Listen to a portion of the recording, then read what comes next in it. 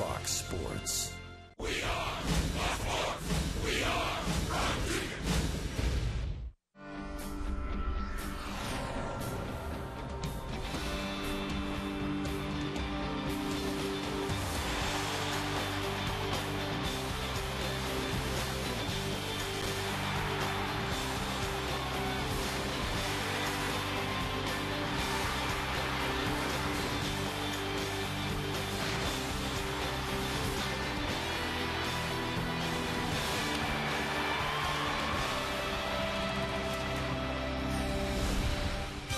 It's time for Dodger Baseball. Live from Dodger Stadium, Prime Ticket presents the Dodgers as they take on the Colorado Rockies. Hi, everybody, and a very pleasant Wednesday evening to you. Welcome to Dodger Stadium, where the Rockies are trying to turn back the clock. The last time they swept the Dodgers, 2007. On the mound for Colorado, left-hander Jeff Francis. The last time he beat the Dodgers, 2008. For the Dodgers, they counter with Chad Billingsley. He has a 3-game winning streak. His record now 7 wins and 9 losses. We are starting to count the games. After tonight, there will be 50 games left for the Dodgers to play in the regular season and only 23 games left here at Dodger Stadium. They're going out on a 10-game road trip, and when they come home, they will be facing the Giants, who right now are a game and a half in front. We'll get to the ball game and a whole lot more coming up right after this.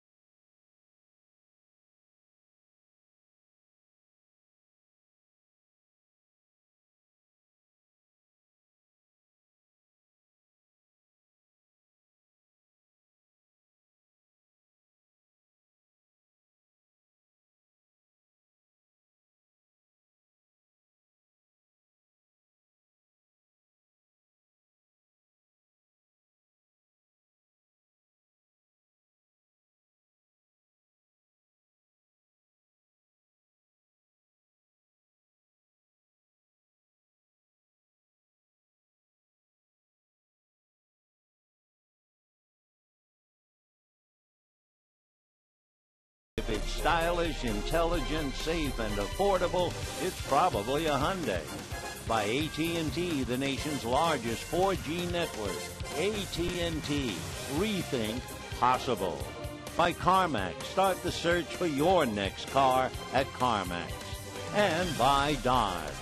First base, number Welcome back, everybody. A crucial game for the Dodgers, moments away from first pitch versus the Colorado Rockies. Out here in center field with Steve Lyons, I'm Patrick O'Neill. A bit of foreshadowing right now, shall we, of this road trip. Good news is Dodgers will have Kershaw take them out.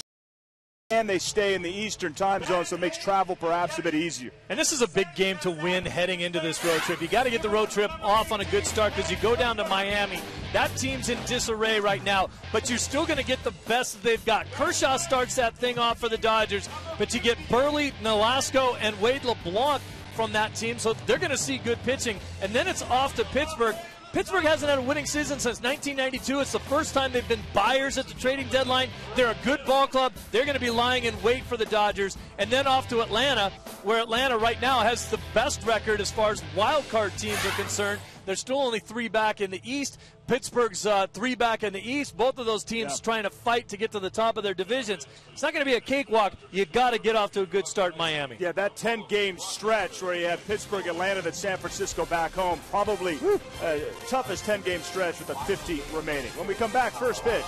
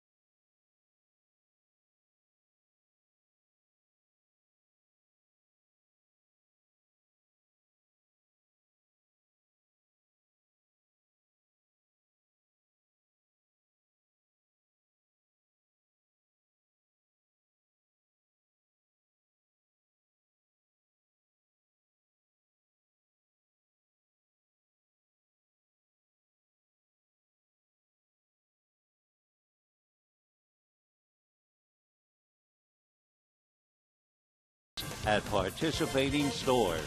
By San Manuel Indian Bingo and Casino, your place for summer excitement. By 76 Gas, we're on the driver's side. And by Time Warner Cable.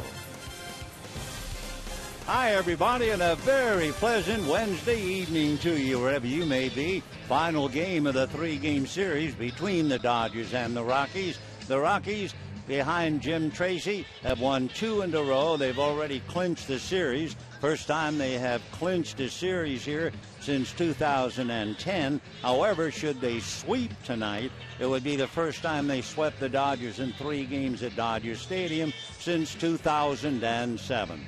For Jim Tracy, trying to keep it going. So let's take a look at his lineup card just before the ball game gets underway. Eric Young will be in left field. Josh Rutledge, who had 4 hits last night at short. Dexter Fowler in center field. Willen Rosario, the hard-hitting rookie, behind the plate. Tyler Colvin, who played first base last night, is in right field tonight. Jordan Pacheco at third. Matt McBride will be at first base. DJ LeMahieu is at second base. And Jeff Francis on the mound. On the mound for the Dodgers, it would be Chad Billingsley. Billingsley has won 3 in a row. He has beaten, among others, St. Louis. Then he nailed San Francisco and then got home and beat the Cubs. So by winning 3, he's elevated his record now to 7-9. And Billingsley against Colorado has had some rough times. But of course, if you've ever been to Denver to see a ball game, you can understand. He is 3-7 lifetime against Colorado. Couple of notes on other games. The Pirates are leading the Diamondbacks 7-6, top of the 8th inning. 20-game winner Ian Kennedy of last year was knocked out after 4 innings. Meanwhile, the Giants, they're breezing behind Ryan Vogelsong. They're beating the Cardinals 7-0, top of the 6th inning. Eric Young, chip off the old block. He had 3 hits in the first game, comes back against his dad's old club, and last night had 3 hits and a walk. Eric Young hitting .295, and Billingsley ready to go to work. Chad's first pitch of the night is a little low and inside, ball 1, 1-0. Eric Young, like his dad, brings a lot to the dance, including stolen bases. The 1-0 pitch on the way is off the plate, ball 2. Eric has stolen 12 out of 14. It is 79 degrees at game time. That's 1 degree less than last night as EY looks at a strike, and the count goes 2-1. So for the Dodgers, barely a breeze stirring the flags in center, but we'll take what we can get. And the 2-1 pitch, Eric Young, swung on, high fly ball to center. Matt Kemp on his horse. It's over his head, off the wall, and bounces back towards the infield. And here is EY all the way to third. They're going to wave him home. Here comes a throw to the plate. He will score. An inside the park home run for Eric Young, and it's 1-0 Colorado. EY, like a little kid who got his favorite gift at Christmas, striding towards the Rockies dugout. What a way to begin a game as he hits one over Matt Kemp's head. And then the key was the ball bouncing off the wall and got away from Matt. And with EY's speed, he was flying. So for Eric Young, he had 1 home run coming into the game, and he opens up with a home run inside the park. And the batter now, Josh Rutledge, the shortstop, he takes a strike. Boy, what an opening act. That got everybody's attention. One swing of the bat, and then it was a rabbit loose. Strike 1 pitch on the way is inside. 1 ball and 1 strike. If you wonder about the last inside the park home run by an opponent here, it was Chris Denorfia a couple of years ago for San Diego. 1-1 to count. So for Chad Billingsley, that'll shake you up a little bit. For Billingsley, that would be the 10th home run that he's allowed. Now the 2-1 pitch on the way, grounded up along third, backhanded at the bag by Hairston, and the throw in time. You want to see a rabbit loose if you're watching on TV? Well, we'll take a look at Eric Young absolutely flying. Once he hits the ball over Kemp's head, and then when it bounces back and eludes Kemp, watch him go. And not a thought of slowing up. He hit the inside of the bag. Rich Dower said keep on going, and a belly whopper in plenty of time. The throw to the plate a little closer. It hit the side of the mound coming towards home plate, and that took a lot of steam off it. So we have 1 away. Dexter Fowler takes a strike, and the count 0-1. Dexter Fowler has come of age. For the last few years, he was frustrating himself and the Colorado organization, but not anymore. He takes off speed for a strike, 0-2. By the way, a footnote on EY. The Rockies have had 13 inside the park home runs, including one by Eric's dad back in 1994. Strike 2 pitch is foul back. For Dexter Fowler, as he said, it used to be when I would come to the ballpark, I would see if I was playing. Now I come to the ballpark and I know I'm going to play. It's just a question, where am I hitting? Well, he's hitting in the number 3 slot in the last 2 games. Strike 2 pitch on the way, inside, almost hit him, and Daddy Longlegs just did get out of the way of it. 1-2 to young Dexter Fowler, the boy from Alpharetta. Dexter back up and waiting. Now Billingsley delivers, and that's whacked into right field, base hit. And of course Fowler runs exceptionally well. Up with it is Ethier. The throw not in time. So that's quite a beginning, isn't it? A home run inside the park, followed by a double to right. And the batter now will be Rosario. Here are the Dodgers with the leather. Shane Victorino, Matt Kemp, and Andre Ethier. The infield of Hairston, Ramirez, Ellis, and Rivera. And Billingsley and Trainer. So one out. Matt Kemp taking his cap off in center field. Perhaps just for the heat. So Fowler at second base. Here's Willen Rosario. He's the top rookie home run hitter. And the first pitch in the dirt. Nice block by Matt Trainer. Rosario has 18 home runs. 44 runs batted in. Hitting .239. Leading the National League rookies. The American League rookie, of course, is Mike Trout. So 1 ball and no strikes to Willen Rosario. The 1-0 pitch on the way. Mark Ellis to the bag. Now the pitch way inside to the hitter. And the count 2 balls and no strikes. Rosario with 8 of his 18 home runs against left-handers. He had 2 home runs. No, excuse me. He had a 2-run home run against Chris Capuano early June in Colorado. 2-0 pitch on the way. Rosario backs off and it's inside, ball 3. So Chad Billingsley kind of shaken up here when Eric Young hits a home run inside the park, and then after Rutledge grounds out, Fowler doubles to right. Chad looks down the barrel to get a sign. Rosario, right-hand hitter waiting. 3-0 pitch he takes, and it's in for a strike. 3-1. Rosario is 5'11". And kid growing up in the Dominican, he always looked up to pitchers in a literal sense, and that was a huge problem. And finally the coaches told him, look, Willen, you're just not big enough to be a pitcher. You ought to be a catcher. 3-1 pitch is low, ball 4. So Rosario willing to go behind the plate and now goes to first base. Tyler Colvin. Tyler Colvin, a multi-talented young ball player. He played first base last night, appeared as a pinch hitter in the first game. Chad Billingsley has gone out to see if he can kind of get inside the mechanics of Billingsley and his delivery. So timeout, and the entire team will get to the mound. We'll repeat what we had mentioned earlier. We're getting to that stage. After tonight's game, there's only 50 games left, 5-0, and the Dodgers have only 23 more games at home. The 27 that they have on the road, a big chop of that coming up when they leave Thursday. They'll have 3 in Miami, 4 in Pittsburgh, 3 in Atlanta, and then when they come home, the San Francisco Giants. So for Don Mattingly and his crew, the work is cut out.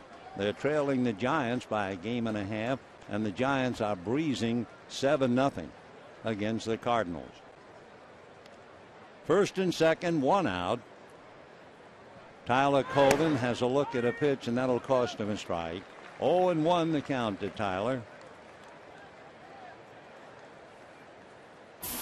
Colvin, among other things, the 1st of August had 2 triples in a game against St. Louis. He's had 4 extra base hits in his last 5 starts. So the left-hand hitter batting .274. Billingsley delivers, ground ball into right field, base hit. Coming up with it is Ethier. Coming to the plate to score is Fowler. The throw into second base, and Rosario is caught rounding the bag. Willen Rosario makes a rookie mistake and really hurts the Rocky cause as he rounds second, and Ethier nails him. He really had nowhere to go, and Ethier making the strong play into second base. Rosario tried to get back, and a sweeping tag by Hanley Ramirez got him. So Colvin, a single, scoring Fowler. It is 2-0 now in favor of the Rockies, but they lose a base runner and they give up an out in the process. Here is Jordan Pacheco, right-hand hitting third baseman. Pacheco last night was kept quiet. He was 0 for 4. But in the game before, he had 2 big hits, knocked in 2, and with 7 doubles in the last 8 games. Pacheco, 1 ball, no strikes the count. Out of his stretch goes Billingsley. There goes the run of Colvin, and the pitch fouled at the plate, so they'll have to try it again. So that was a big play, certainly a big help for the Dodgers. Ethier throwing to Ramirez and getting Rosario making a rookie mistake. 1-1 the count. 2-0 Colorado. I was going to say before the chairs are warm, but forget that. 1 ball and 1 strike to Jordan Pacheco, with Matt McBride, the first baseman, on deck. Now the 1-1 pitch on the way, off speed in there for a strike, and the count 1-2. For Billingsley, he is working hard right at the outset. He's made 23 pitches, which reminds us to remind you about the Colorado starters. When they make somewhere around 75 pitches, they're out of there.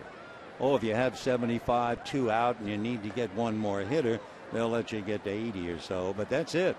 And it has really worked.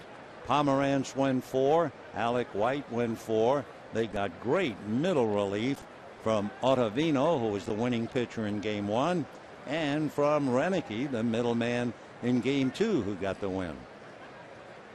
Billingsley out of his stretch. Another look over at Colvin. The 1-2 pitch inside. 2-2 the count. So Billingsley has almost pitched for the cycle in the first inning. He's given up a walk, a single, a double, and a home run. Pacheco hitting .306. 1 home run, 26 runs batted in. Billingsley out of his stretch. And the 2-2 pitch. There goes the runner, and it's pulled foul outside at third. So they'll crank it up and start it again. I was thinking the pressure on Billingsley. Give you an idea. Capuano started the first game, and he lost, and he only allowed 2 runs. Then Aaron Harang last night was in there a long time, having allowed just 1 run, and was finally charged with 3, and he took the defeat. And Billingsley's given up 2 here in the first inning. The 2-2 pitch on the way, foul back, and that time Colvin was not going. Rockies have beaten the Dodgers 7 out of 12 if they win tonight. For Jim Tracy, we have not seen the last of him. The Dodgers go to Colorado the last week in August, and then Jim will bring his club back here on the last weekend of the season, starting on the 28th of September for 3. 2-2 pitch. Colvin's not going. It swung on and missed the throw down to first, and that'll be that. However, for Eric Young, an inside the park home run as he drives one over the head of Matt Kemp, and when the ball started to come back to the infield, a rabbit was loose, and score he did. And then, for good measure, the Rockies added another and lead 2-0.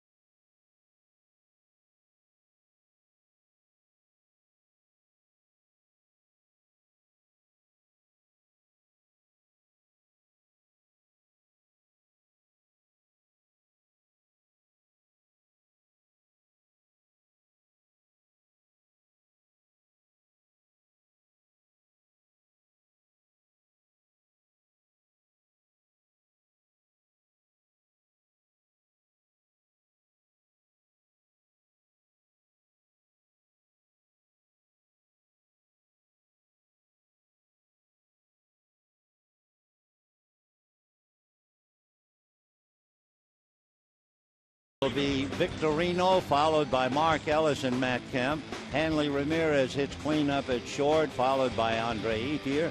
Juan Rivera at first with Jerry Hairston at third. Matt Traynor still aglow over his wife's victory and gold medal in the Olympics. More about that in a while. And Chad on the mound.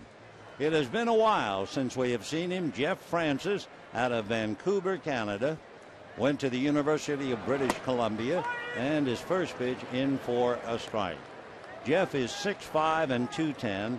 Once upon a time, 5 years ago, he was a 17-game winner and then has had a lot of problems. Next pitch, a hard ground ball right under the glove of Pacheco, who actually went on his knees and still couldn't block it. So Victorino opens up with a hard ground ball, and we'll see how they rule it. Pacheco, just going to his left knee, went down to get it, and somehow it eluded him. So Victorino is aboard, and the batter will be Mark Ellis, and we will wait on the official scorer. Mark Ellis didn't start last night, but he did come in as a pinch hitter and doubled in the 8th inning. It'll be a base hit for Shane Victorino. So Mark Ellis checking in against Jeff Francis. Big left-handed pitch is inside, ball one. We mentioned earlier about how we're looking backwards. The last time the Rockies swept here, 2007. The last time Jeff Francis beat the Dodgers, 2008. He goes to first. Victorino back on the bag. He was in the Rocky organization for quite a while. He was a first-round pick in 2002. Later on in his career, he had a lot of physical problems and eventually wound up with the Kansas City Royals. 1 ball and no strikes. Jeff Reddy comes back, aims it, and misses, and a 2-ball, no-strike count. Then, last year, he signed on in the Reds organization, and he was going to be at Louisville this year. And sure enough, at Louisville, he pitched a complete game shutout and was able to opt out of his contract and go back to the Rockies. 2-0 pitch on the way is taken low, ball 3, 3-0. 2-0 Rockies. Jeff Francis has had a rocky pitching career. Matt Kemp waiting on deck. By the way, Jeff's earned run average is a little over 6. The 3-0 pitch on the way to Mark Ellis, and that's a breaking ball strike, and the count 3-1. Jeff Francis went to the University of British Columbia. He was a physics major. His nickname when he was a little guy, Boomer, his grandfather named him that after Bernie Boom Boom Jeffrin, if you are a hockey fan. Throw to first, not in time. So Victorino at first, 2-0 in favor of Colorado. Victorino has stolen 26 out of 30. Francis out of a stretch, another look over. 3-1 pitch is instead another throw over.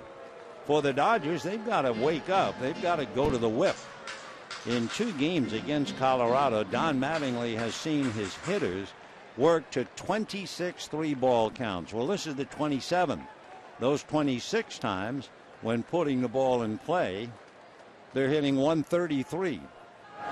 And the off-speed pitch is high, and so Jeff Francis is starting to dig a hole here in the first inning. Single followed by a walk, and Matt Kemp coming up. Take a look at the Rockies. You have Young, Fowler, and Colvin in the outfield. Pacheco, Rutledge, LeMahieu, and McBride on the infield. And Willen Rosario handling Jeff Francis. So here comes Matt Kemp. Now, most of the Dodgers are really struggling. And Matt Kemp, a case in point. And he should perk up against left-handers because he's hitting .468 against them. However, he has 2 home runs in his last 17 games. Andre Ethier does not have a home run in his last 21. And he has 1 home run in his last 38. So Francis, ready, checks the runners, comes to the plate, and it's fouled away. And the count 0-1. The Diamondbacks appeared to be getting a little bit closer at the start of the day. They were 2.5 back of the Dodgers and 4 behind the Giants. However, the Pirates nail them 7-6. Pirates made 4 errors and they still beat the D-backs 7-6. Dodgers have 4 to play in Pittsburgh on the coming up road trip. Pitch outside to Matt. 1 ball, 1 strike. We really haven't seen Jeff throw a good fastball yet. Victorino at second. Mark Ellis at first. Nobody out. Outfield fanned out straight away. 1-1 to count. Francis, a long look into Rosario. Too long, and Matt Kemp backs out. So Matt trying to fight his way out of a minor slump, and against left-handers, which usually would be the answer to the problem. A fake throw to second. LeMahieu darting to the bag, but Francis held on to the ball. 1 ball and 1 strike to count. 2-0 in favor of the Rockies. Eric Young electrified the crowd, leading off with a home run inside the park. EY out there in left field, actually more over towards left center. Matt hits a towering drive to left field. Back goes Eric. It is gone, and it is 3-2 in favor of the Dodgers. And Jeff Francis will not be around very long tonight. Not the way he has pitched to the first 3 hitters.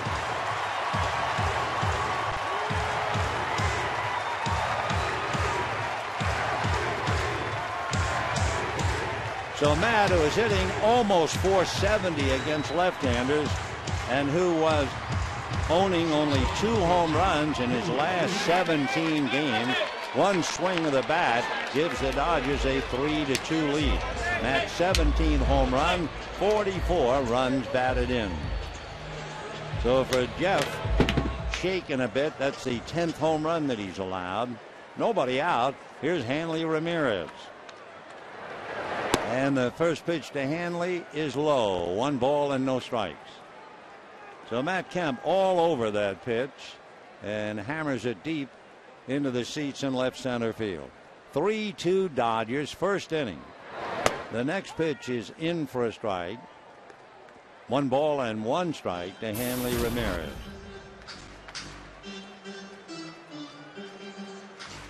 Jeff Francis is only 27. I mean, you talk about him as if he's an old man because he was signed 10 years ago. 17 game winner 5 years ago. 1-1 pitch, fastball lifted to right field, running parallel to the track is Colden, and then he has to reach up and backhand it for the out. Matt Kemp got what looked like a slider, but it didn't slide very much. It just came off the bat and jumped out of the ballpark. So the Rockies got 2, the Dodgers get 3. A noisy way to begin. And the batter now is Andre Ethier. Only 1 out. Hanley Ramirez, by the way, flying out. He is really struggling on the homestand. He's had 30 at-bats. Hanley has 1 extra base hit and is hitting less than 170 on the homestand. So here is Andre Ethier hitting .285, 11 home runs, 63 runs batted in. Francis ready, delivers, fastball pulled, a great diving stop by McBride, but he can't make the play to Francis covering. So that'll be a base hit for Andre Ethier, and he certainly would welcome that, especially against a left-hand pitcher. So a nice diving stop by McBride, ball got away, and then there was no chance to throw. So Andre, who was hitting only .223 against left-handers, will take that base hit very happily. And Juan Rivera will be coming up. Rivera hitting .250, 5 home runs, 35 runs batted in, 3 for 7 in the past against Jeff Francis. Jeff out of a stretch, high set, and then backs off the rubber. 3 runs, 3 hits for the Dodgers. 2 runs, 3 hits for the Rockies. First inning, you would think this game was in Denver. Francis out of a stretch. Now the pitch to Rivera, and that drops low. Ball 1, 1-0.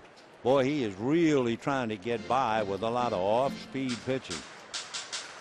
1 ball and no strikes to Juan Rivera.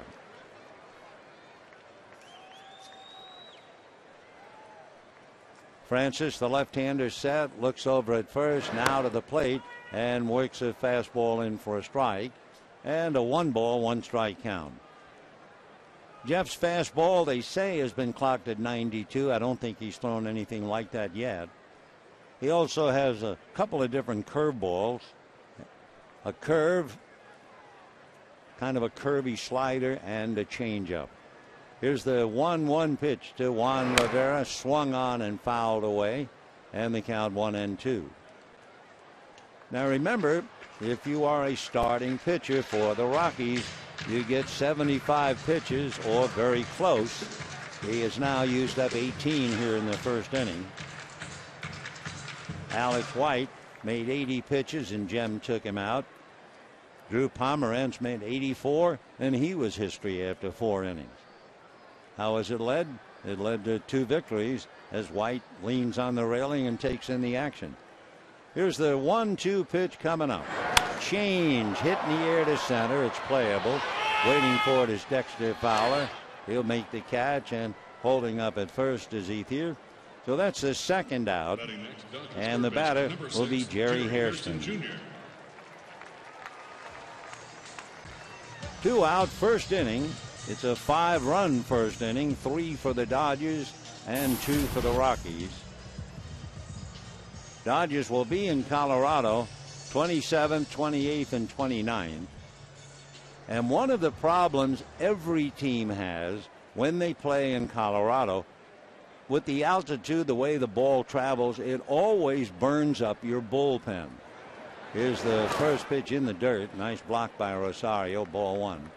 So the Dodgers will go to Colorado for 3. No doubt they'll be in the bullpen for every game, and then come out of there and come home to play Arizona.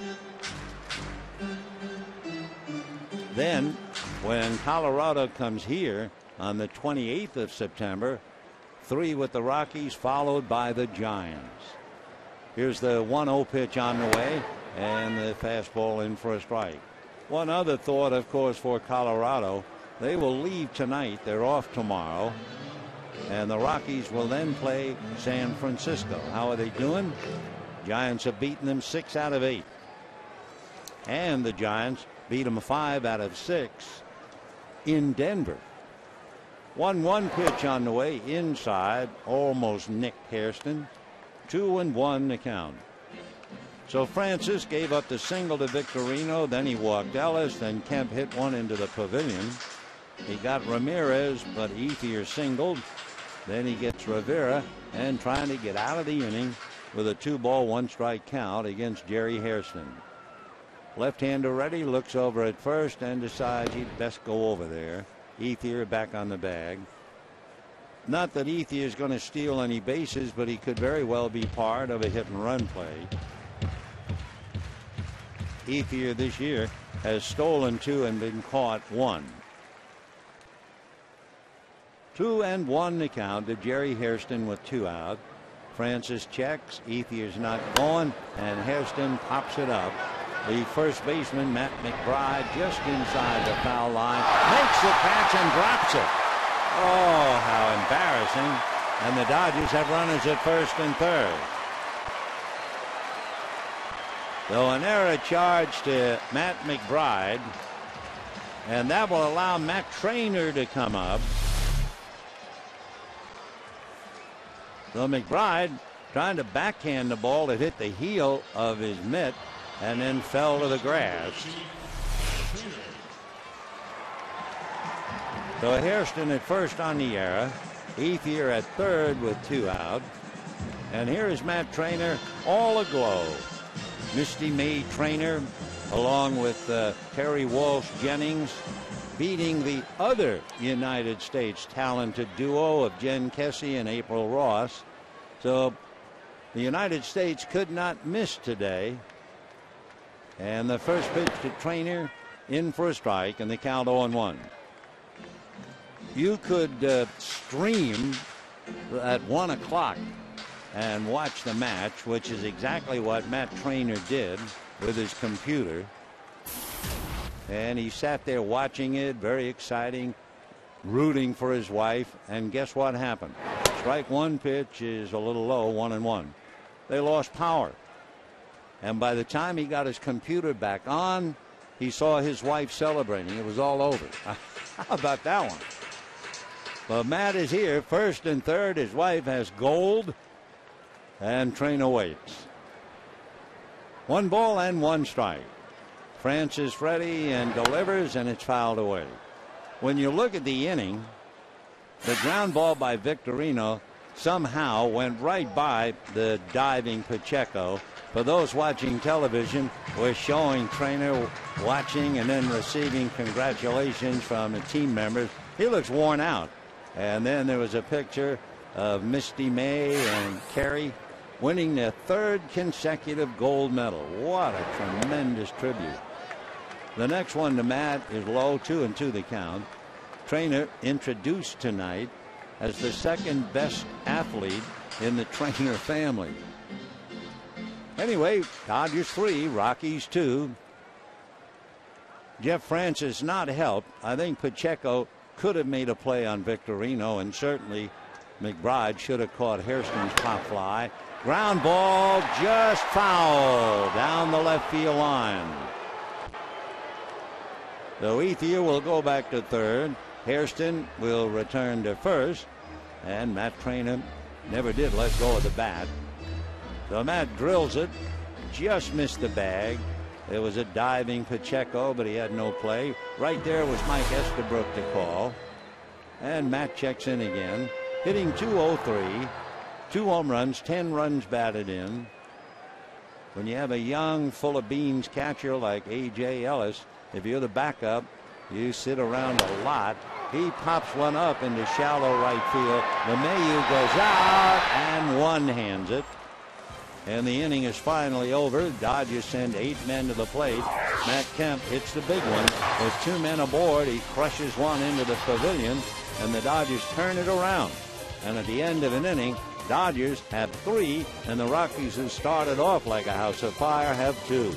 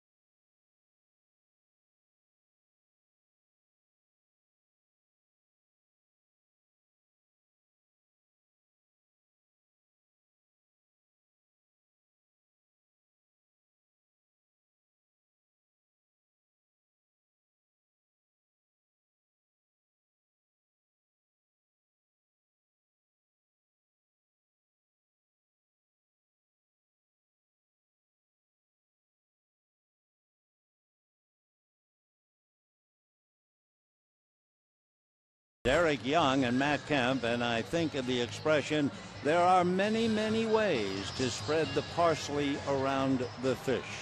Meaning, EY's home run was inside the park, and Matt's was a 3-run job in the pavilion in deep left center. So now Matt McBride, who dropped that pop fly for an error. Young Matt hitting .364. 2 runs batted in. We mentioned it earlier because there is a terrific contrast between the two teams. Pitch to McBride down and away, 1-1. The Rockies are a very young team. The Dodgers are an older team. That doesn't mean they're an old team, but they're older than many. The 1-1 pitch swung on and missed. So when you have a very young team, you know they are rebuilding. When you have an older, more mature team, the word is now. Meanwhile, with Troy Tulowitzki and Carlos Gonzalez not playing tonight, we're in the second inning and the Dodgers lead 3-2. Fastball is low.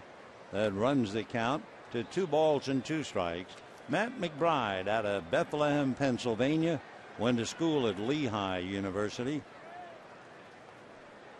Matt, right-hand batter, and the 2-2 pitch in the dirt, ball 3. McBride is 6'2", 215. Not really so young. He's 27. And Chad Billingsley, after being hit by a home run inside the park, then a double and a single, tries to recover. 3-2 pitch coming up. Chad deals, swung on, hit foul behind the plate. Coming over to take a look is Rivera, but it is back in, and then Kangaroos way back. Landed just behind the visitors' dugout. 3-2 the count. Colorado beating the Dodgers 6 of 11. This being the 12th meeting, meaning there's 6 left. Now the 3-2 pitch on the way. And a bad ball up over the shoulders, and McBride swung and struck out. Well, so it goes when you have a young club. So McBride chasing one way up out of the zone. He becomes the second strikeout for Billingsley. And the hitter, DJ LeMahieu. LeMahieu playing second base, right-hand batter, 6'4". He was born in Visalia, but he now lives in Michigan. Big boy, 6'4", 205 pounds. And he promptly lifts one to left field, waiting for it to come down as Victorino, and squeezes it for the second out. I was looking up DJ, always fascinated by guys who use initials and not their full name.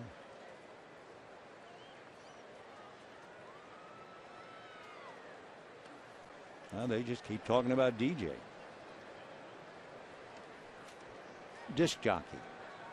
And with 2 out, here's Jeff Francis, and he takes a strike, and the count 0-1. Dodgers 3, Rockies 2, top of the second inning. Now the strike 1 pitch on the way. Francis lines it foul into the lower deck. 0-2 the count to Jeff. Francis from Canada, but never played hockey. He was not interested in playing hockey. He was interested in a while in soccer. He takes high. In fact, one of his first jobs as a youngster, he was lining youth league soccer fields. We told you he's named his nickname after a great hockey player. That's a strike. So down he goes. And for the Rockies, a 1-2-3 inning. For Billingsley, he now has 3 strikeouts, and he walks off leading 3-2.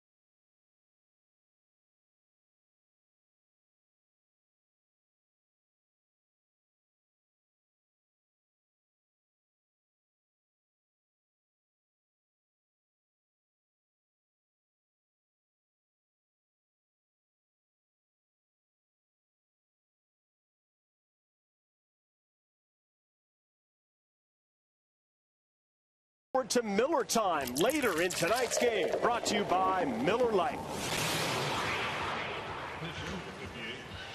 Bottom of the second inning, it's 3-2 in favor of the Dodgers. Chad Billingsley, who has made 40 pitches in the first 2 innings, will lead it off. Of course, Jeff Francis made 29 in the first inning alone. So on a warm evening, it was 79 when the game started. And the first pitch coming up to Billingsley, Chad takes all the way, and it's in for a strike, 0-1. Billingsley with the bat hitting 194. He has 7 hits, so he's not bad with it at all. Takes another strike, and the count 0-2. Chad with 7 hits. He has a double, 2 runs batted in. Takes a big breaking ball at his feet, ball 1. He has struck out just about half the time. So Jeff Francis gave up 3 runs, 3 hits, comes back 1-2, and that one is low. 2-2 the count. Jeff, who knew the magic, 5 years ago, he won 17 games. The next pitch is a ground ball to short. Up with it is Rutledge. Josh makes the play. A little toe dance by McBride. And we have 1 away. You know, Tuesday, August 21st, Fernando Valenzuela bobblehead night. Fans with the first 50,000 tickets can take home their very own mini El Toro, celebrating his no-hitter in 1990. Compliments of State Farm. For tickets, visit Dodgers.com/promotion. What a joy he was when he was pitching. He was a great favorite in the clubhouse. Although on the outside of the world, very quiet, very reserved. But he was Freddie in the Dodger dressing room, and they loved him. Big, slow breaking ball. Ball 1 to Shane Victorino. Victorino singled right under the glove of Jordan Pacheco, the third baseman. The 1-0 pitch on the way, and that's another breaking ball. This one's in there. And the count, 1 ball and 1 strike. The plate umpire charged with the responsibility of balls and strikes is Paul Schreiber in his 15th year. Paul's from Oregon and now lives in Arizona. 1-1 the count to Victorino. Another slow breaking ball pulled foul outside of third. Paul Schreiber has to be really a decent young man. His father was a AAA umpire, and Paul held an empty seat during his first game umpiring in the majors for his late mother, who had passed away. She was very much in his thoughts. Check swing at the plate, 2-2. Nice thought by a nice man, Paul Schreiber. 2-2 the count to Victorino with Mark Ellis on deck. Francis, both feet on the rubber, turns now, and the 6'5" left-hander's fastball is fouled away. He keeps it away, and Victorino went across the plate trying to drive it to right field. Jeff, 6'5", about 210. 3-2 in favor of the Dodgers. Second inning. Francis comes back 2-2, and it is swung on. High pop fly. Rutledge out and calling. EY behind him, and Josh makes the catch for the second out. So 2 out in the second, and Mark Ellis the batter. There is some pressure on the Dodgers. Let's face it, the Giants are breezing in St. Louis 7-0. Dodgers only in the second inning. They certainly would not want to go out on the road with their only break even, remember. They've won 27 and lost 27. Francis ready, and his fastball misses, ball 1, 1-0. Mark Ellis with Matt Kemp on deck and 2 down.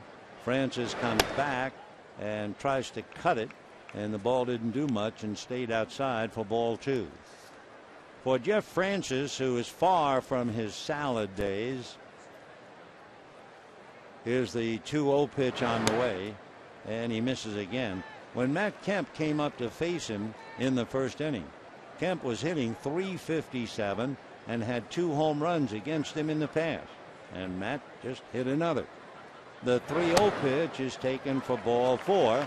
So that means Matt Kemp gets another slice of pie. A runner aboard with 2 out. Dodger center fielder, Matt Kemp. Here are the standings for the moment. The Giants, when I say they are breezing, I mean they are leading the Cardinals by the nose, 11-0 in the 8th inning.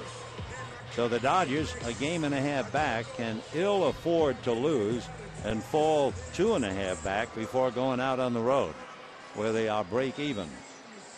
So here's Matt, 3-run home run in the first inning to catch up a little bit. He had 2 home runs in his last 17 games, and then he hits that one tonight. He's had 44 runs batted in now in the 60 games. So Kemp checks in. He did have a 9-game hitting streak that came to an end last night. Francis looks over at first, comes to Kemp, and misses low. On deck, Hanley Ramirez.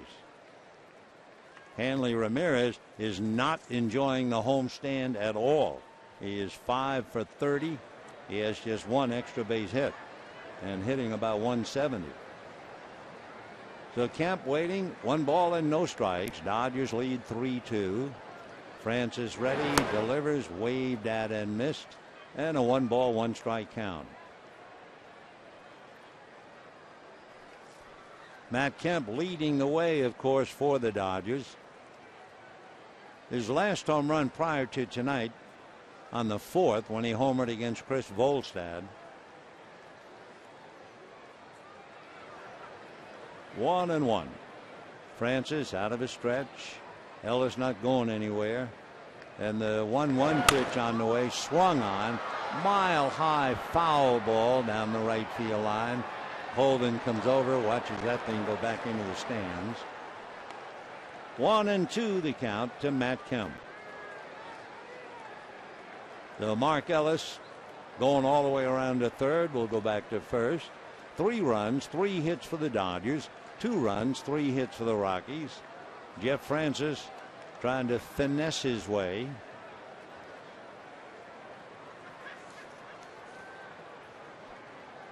Francis has 10 walks and 34 strikeouts. Jeff with an earned run average over 6, so he's a gamble. But of course, when you're in last place, you've already played 108 games. So 53 left for the Rockies after tonight. Why not take another look at him? The 1-2 pitch, slow curveball, swung on and missed. So Matt Kemp staggers out of the box across home plate after swinging so hard. No runs, no hits, a man left at the end of 2, 3-2 Dodgers.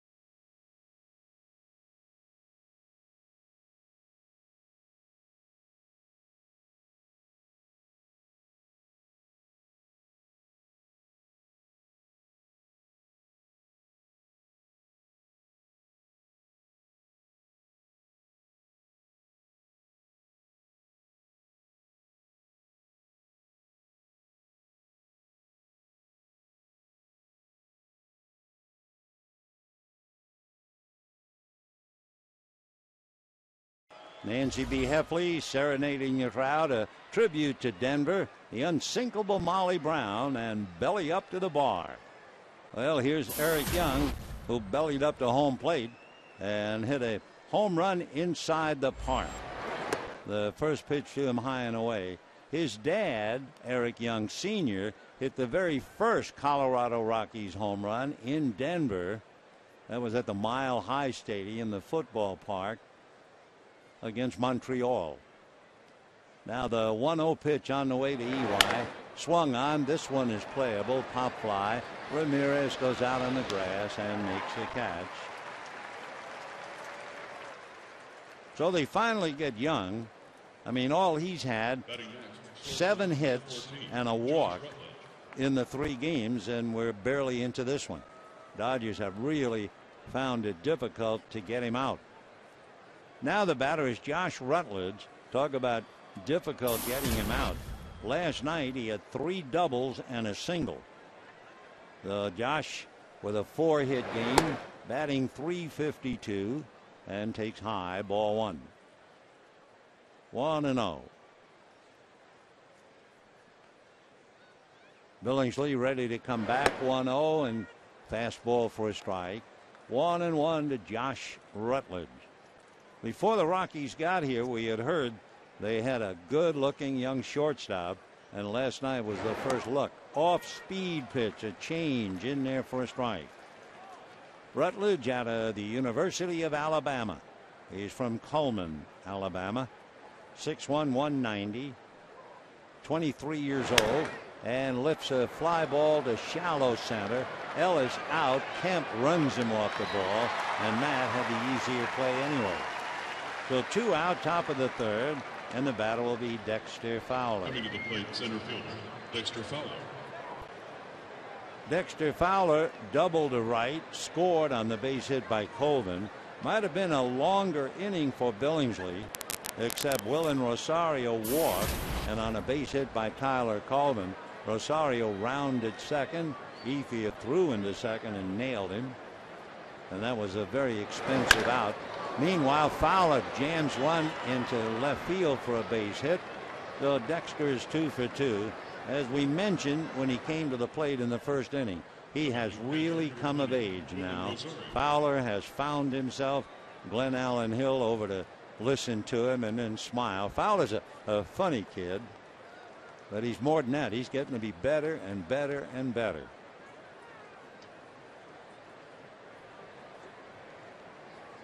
So the tying run is aboard with 2 out, and Willen Rosario, who made the base running mistake at the plate, a rookie with 18 home runs. Billingsley throws to first. Fowler diving back to the bag. Dexter has stolen 9 out of 11. You really don't do a lot of running in Denver. I mean, it's almost like an American League park. You're always playing for that 3-run home run. But Fowler can run. 9 of 11 as he takes his lead. Billingsley watching him very carefully. And the pitch to Rosario, down and dirty, gets away, hitting the shin guard of Trainer and rounding second and holding on the wildest pitch this side of Barnum and Daly. The tying runs at second base. Dodgers are fortunate that was only one base. It went in the dirt. It hit the heel of Trainer's mitt, and it almost went over into the Dodger dugout. Way over. So Fowler with 2 out on the wild pitch at second base. And Billingsley trying to get Rosario and get out of the jam. For Billingsley, that would be his 5th wild pitch. Chad ready. Rosario hitting .239, takes another one in the dirt. Blocked again by Trainer. 2 balls and no strikes. Billingsley has made 40 pitches and has added a few more to make it 49. Rosario waiting. Chad out of his stretch, looks back at Fowler. The 2-0 pitch is taken for a strike, and the count 2-1. Willen Rosario. Too small to be a pitcher, they said. He was signed by the Rockies and began his career at Casper, Wyoming in 2007. 2-1 pitch. Popped up. Mark Ellis angles out. Andre Ethier comes in. Ethier has the easier play. So no runs, a 2-out single and a wild pitch, leaving Dexter Fowler. And at the end of 2.5, 3-2 Dodgers.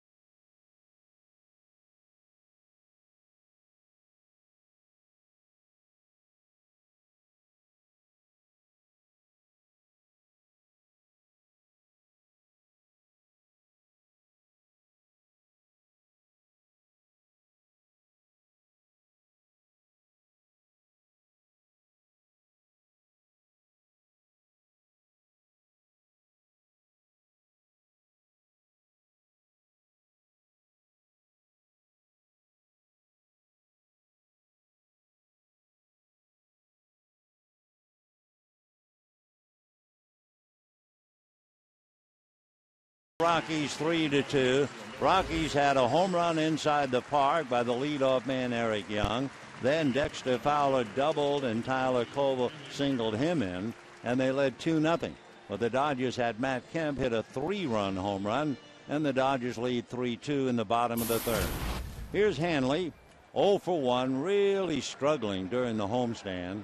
He's had 5 hits in his last 30 at-bats and pulls it foul outside of third down the line. So Hanley hitting .245, 15 home runs, 59 runs batted in. And I'm sure he is wondering, what kind of a reception will I get in Miami? Dodgers are wondering too. They feel that if it's sour, Hanley will handle it. And I think Hanley figures it will be on the sour side. Strike one pitch on the way. That's taken a little low. 1 ball and 1 strike. So Ramirez, Ethier, and Rivera in that order.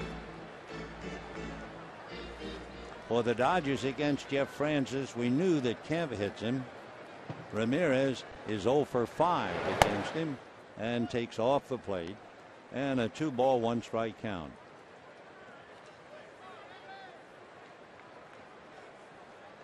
Now the 2-1 pitch coming up. Francis turns on the rubber. The left-hander delivers, and it's popped foul off first. McBride coming over, no play.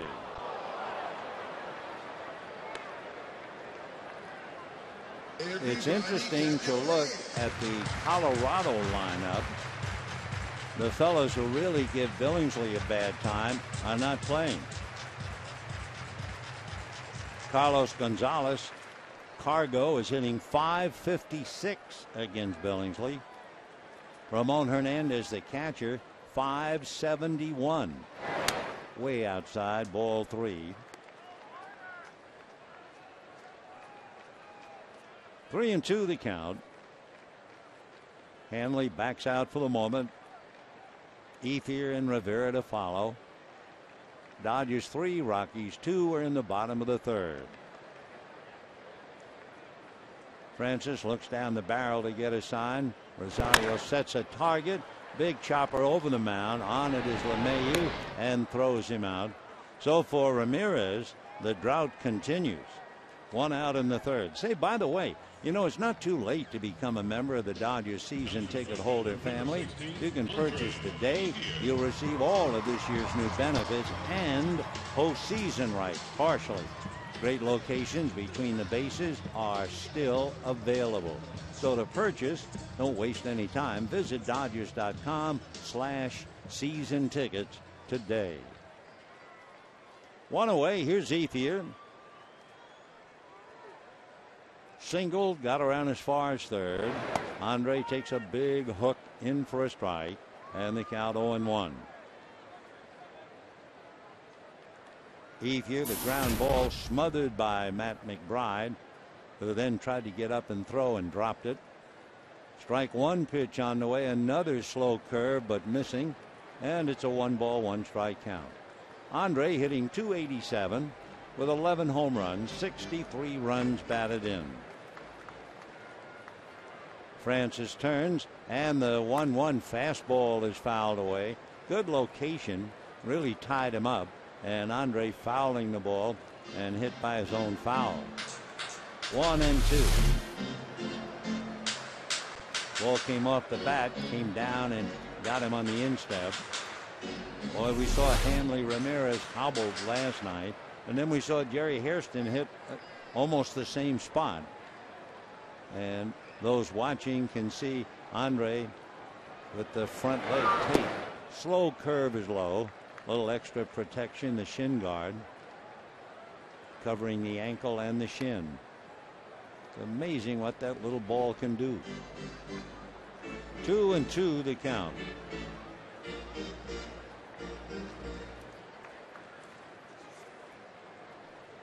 Francis looks down to Rosario. Now he comes 2-2. Ethier promptly bangs it into left center for a base hit. Over to get it is Fowler. Ethier's gone for 2. The throw, he is out at second base. So Andre getting tied up with Rutledge, but he was nailed. And another case for Dexter Fowler. That was a wonderful defensive play. Racing over into the gap in left center, and then he threw to second base on the fly. So it was a fine play. He just came up and gunned it in, and Rutledge had it there before Andre got to the bag, and then as Rutledge tries to back away, he kind of knocks Ethier down. So Andre gets a base hit, his second. He is chopped 8-6, and we have 2 down. Nice play by Dexter Fowler. The hitter is Rivera. He flied to center in the first inning. Juan batting .249. 5 home runs, 35 runs batted in.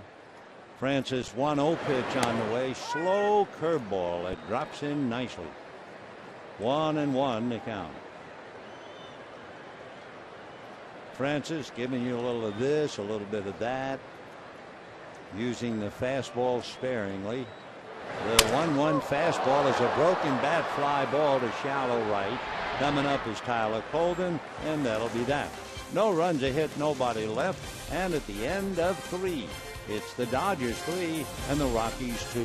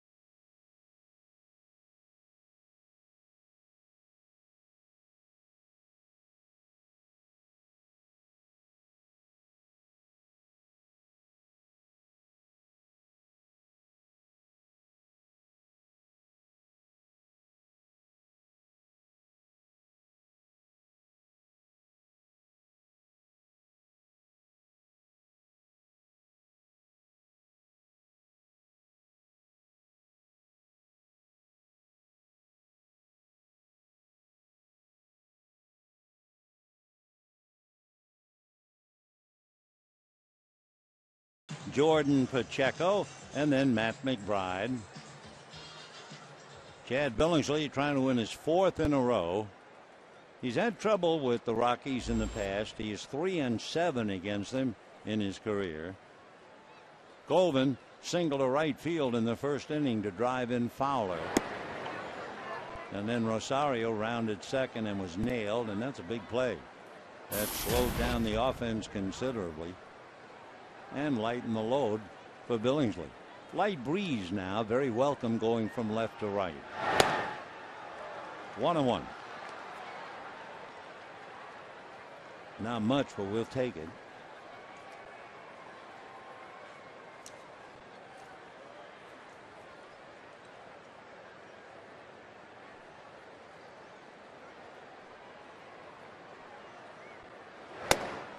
One and two. When the Dodgers leave town tomorrow and go on the road, they'll go to Miami and they'll be playing the Marlins for the first time this year.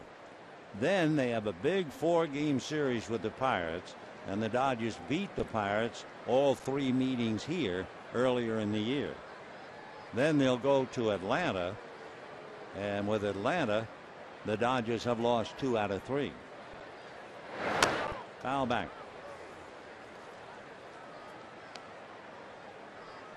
1-2 the count.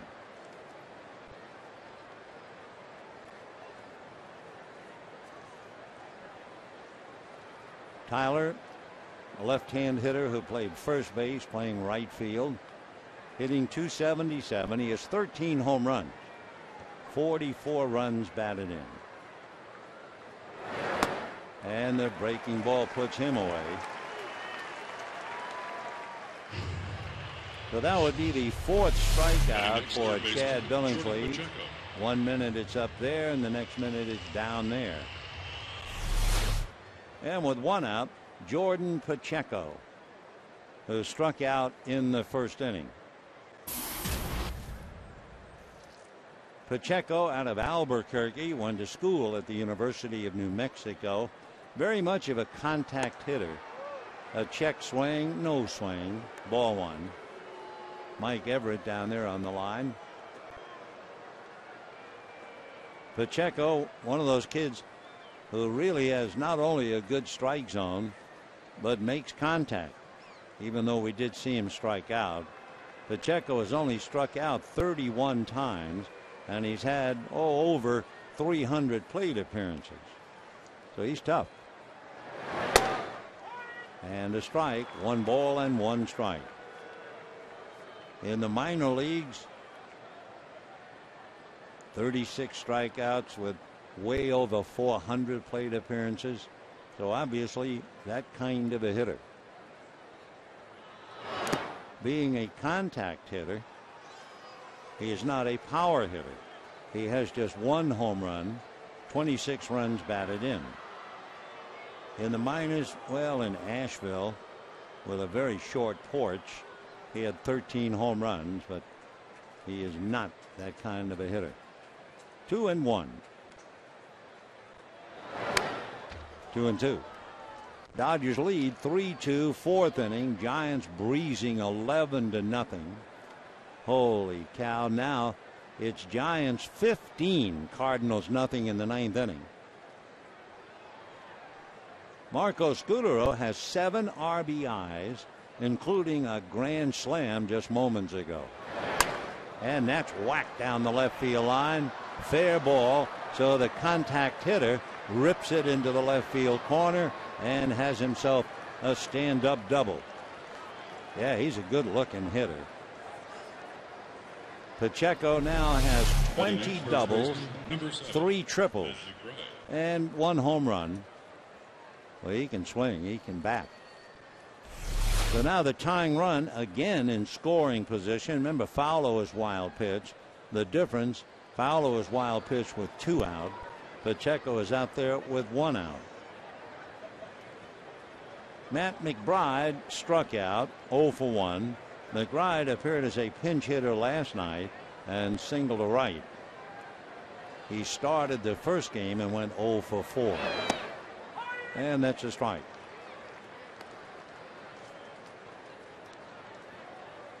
Pacheco is 4 for 4 in stolen bases. We're certainly not expecting him to try to steal third, but you can tell that he runs pretty well. 0-1. And a strike. 0-2 to Matt McBride out of Bethlehem, Pennsylvania. When they asked him about getting to the big leagues, usually they'll talk about a coach who helped along the way. Not Matt. He said, my dad.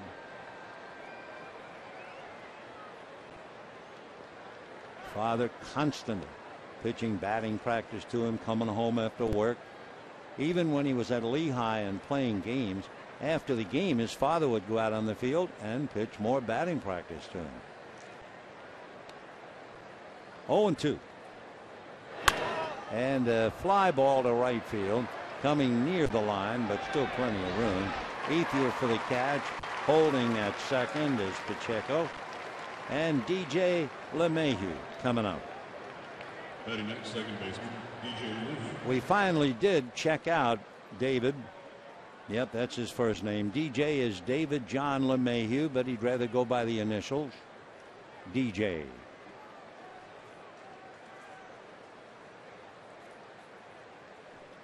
LeMahieu, right-hand batter, hitting just .229.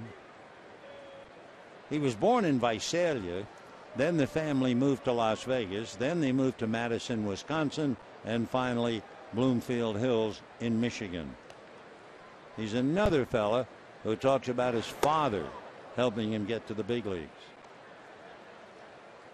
He committed to a baseball scholarship to LSU and was eventually signed by the Cubs in the second round just 3 years ago, and here he is. He was part of the LSU team that won the College World Series in 2009. That year, he hit .350. Billingsley nursing a one-run lead for the second inning in a row. Rockies have the tying run at second base and a 1-ball, 1-strike count to LeMahieu. Fastball off the plate. Ball 2. Being very careful with LeMahieu because with 2 out, you have the pitcher on deck.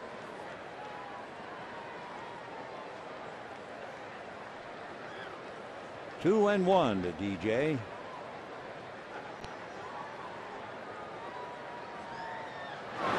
And there's a line drive base hit. Ramirez up the ladder but couldn't get it. And here comes the tying run. So a line drive single. Ramirez at 6'3" climbed the ladder as high as he could and just missed it. And LeMahieu drives it in, and we have a 3-3 tie. And the Rockies, they're at it again. Boy, Ramirez almost jumped out of his uniform. He gave it his best shot. No cigar. So Hanley did his best, came up short. Now Jeff Francis in a 3-3 tie takes a strike. For the Rockies, they have 3 runs, 6 hits. Dodgers have 3 runs, 4 hits.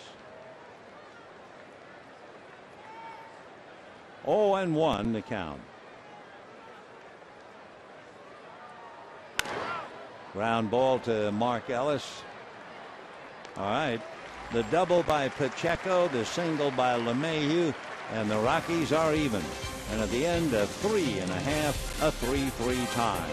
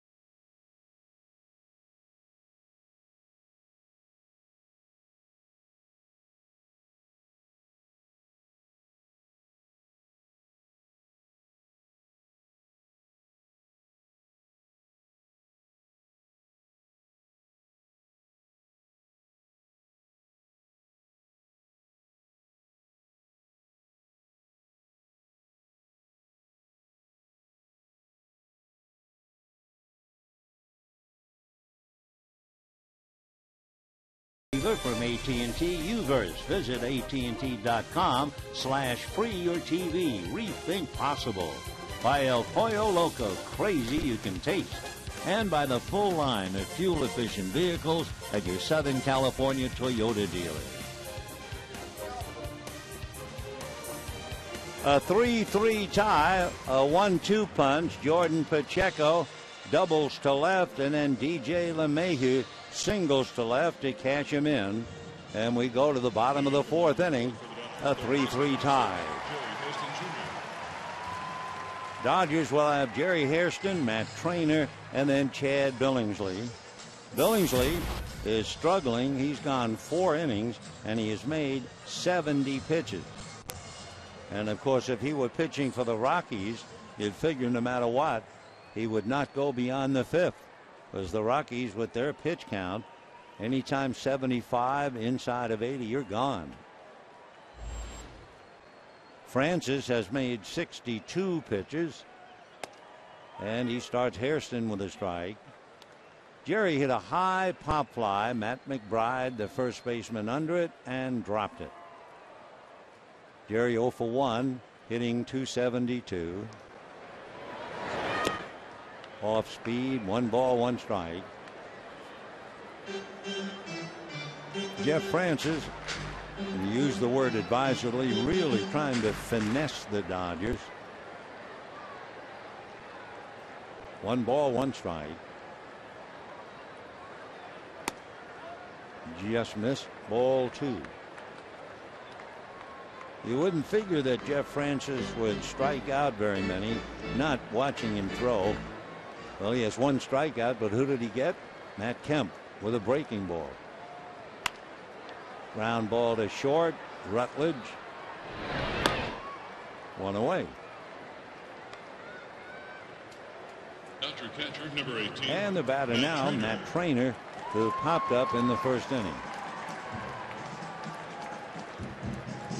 I was interested. There was an interview with Matt, a few weeks ago, and he was talking about his wife going after the gold medal.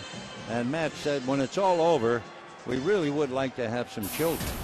Well, one of the first things that Misty May Trainer said today, when they said, congratulations, you've now won 3 gold.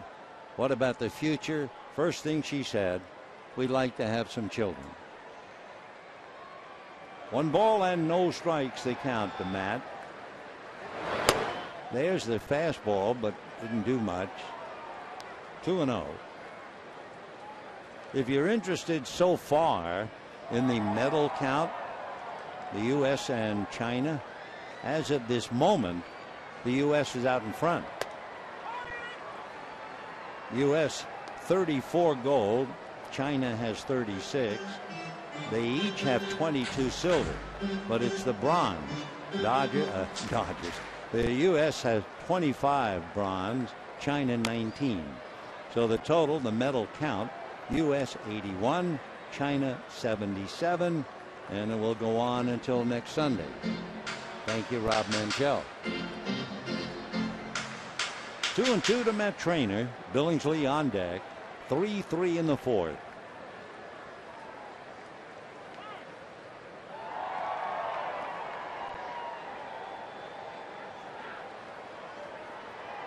Matt's been a pro since 2003 with Albuquerque, but he was signed out of Mater Dei High School in Santa Ana. But right now he makes the long walk back to the dugout. 2 down. Why don't we get you thinking a little bit? Do you mind? Well, I hope not. Here's our question. 9 players have started in left field for the Dodgers this year. 9 of them. For the fun of it, how many can you name? Yeah, you can start with him. Ball 1 to Billingsley, who grounded to short in the second inning. Francis has 2 strikeouts and as a 1-hopper right to LeMahieu. That'll do it. So Francis rolling along nicely. 1-2-3 inning, and at the end of 4, a 3-3 tie.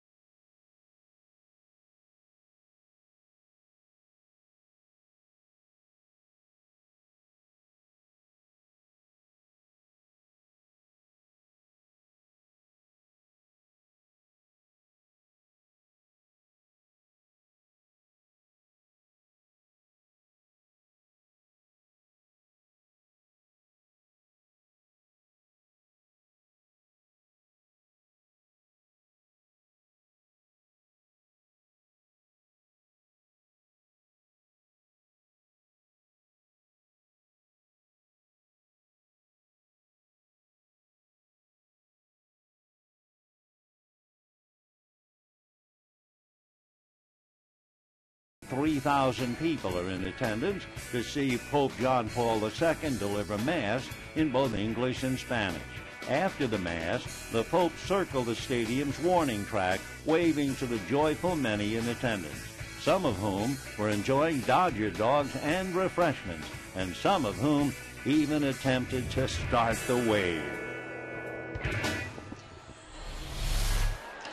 At Dodger Stadium, a 3-3 tie as we go to the fifth inning. 3 runs, 6 hits for the Rockies. 3 runs, 4 hits for the Dodgers. A highlight was the very first at-bat.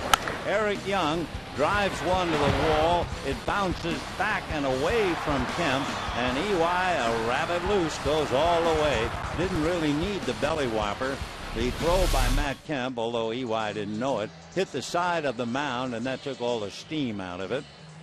Remarkable note, huh? The first inside the park home run to lead off a game in Rockies history. His dad's home run, the first one in Rockies history, was a fly ball home run into the stands against Montreal. All right, fifth inning, 3-3, Young, Rutledge, and Fowler. Roller to Ellis. So EY going after the first pitch, and we have one away. Shortstop, number 14, Josh Rutledge. We're looking at the pitch count for Jeff Francis. Jeff has made 73 pitches. They're moving around in the Colorado bullpen. So I'm not sure if he's finished or not. Usually somewhere between 75 and 80. That's right. Carlos Torres, a right-hander, begins to warm up for Colorado. Boy, did they get great help in the middle 3 innings. Ottavino, and then last night, Renicky. 1 ball and 1 strike. Josh Rutledge grounded a third, fly to center, hitting .348 in the dirt.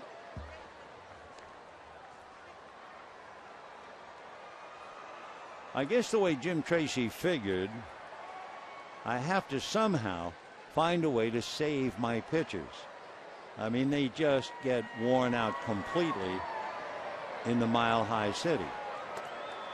One thing I would not be surprised, if not this year, maybe next year, I would think that the Colorado management would really let the grass grow on the infield in the Colorado ballpark.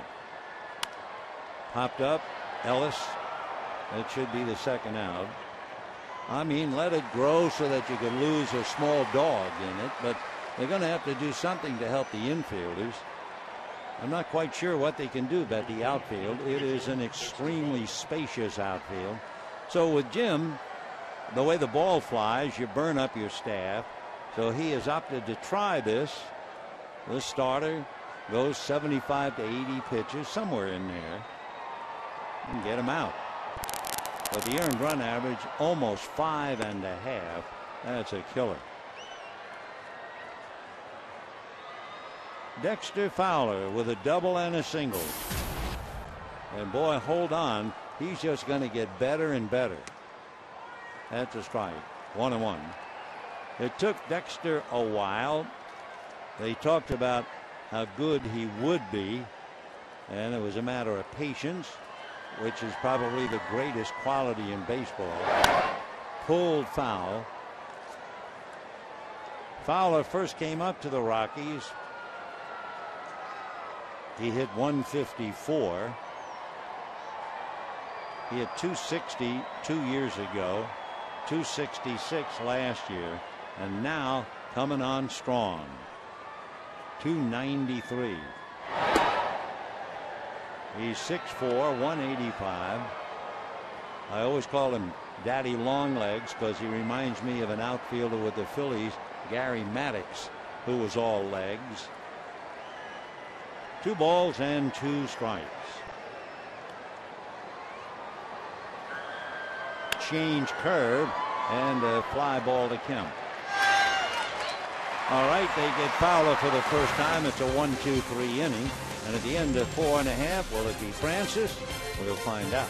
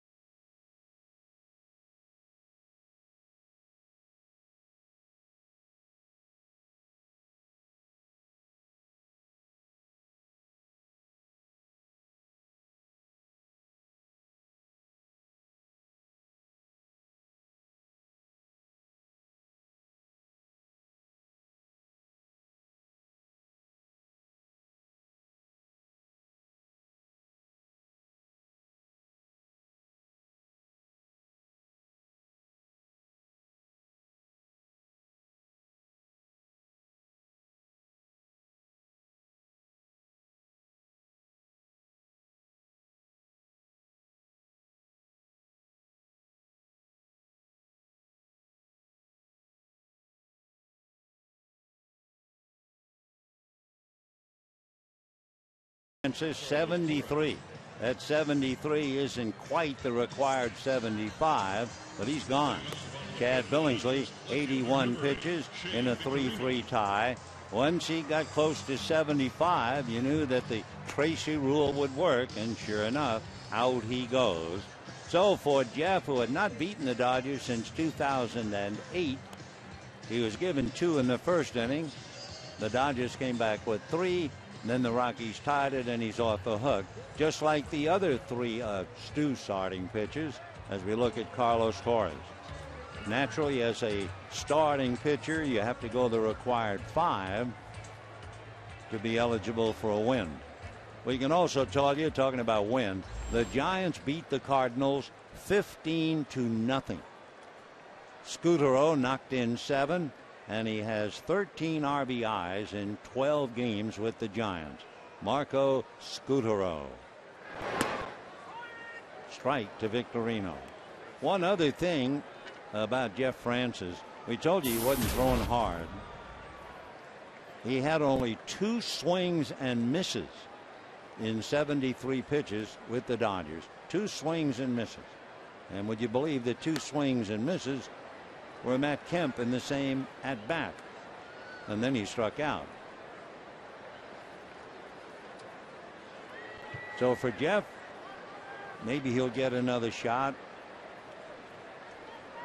Dodgers will be in Colorado on the 27th. That's a base hit for Victorino.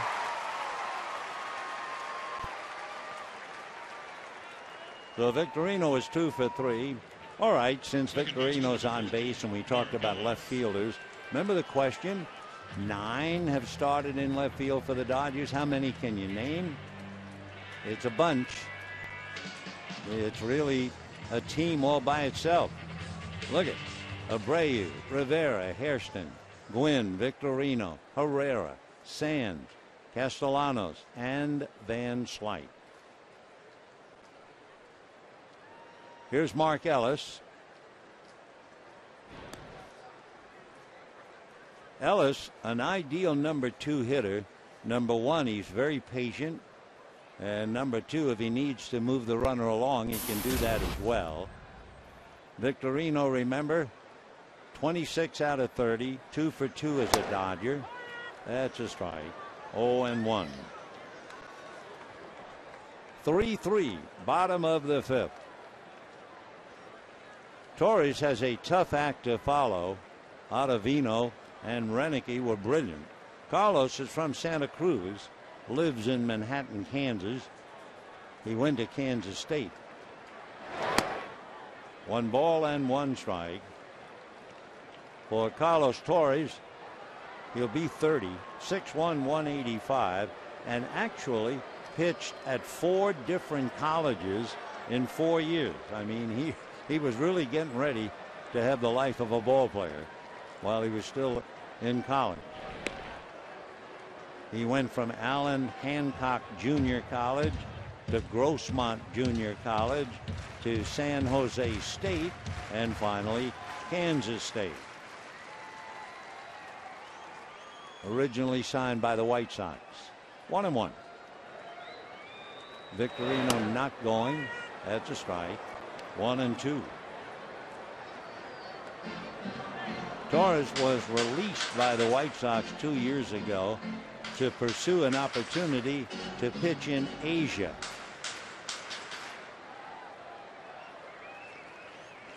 Basically, fastball, curve, cutter, and a change. Matt Kemp on deck.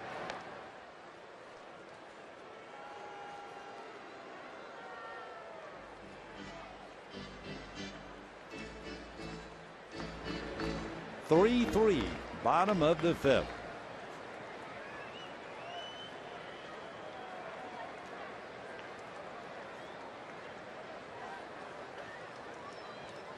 One and two.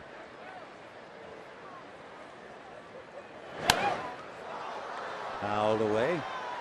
So the count stays 1-2.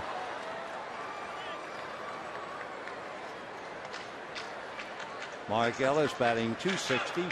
He has 4 home runs, 17 runs batted in.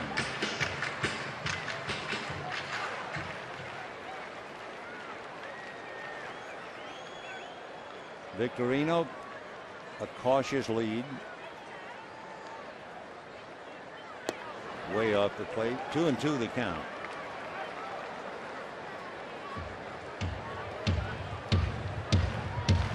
Three runs, 5 hits for the Dodgers. 3 runs, 6 hits for the Rockies.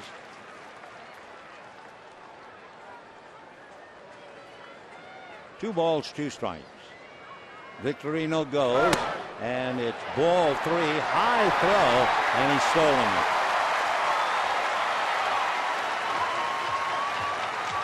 I think Rosario thought that was strike 3.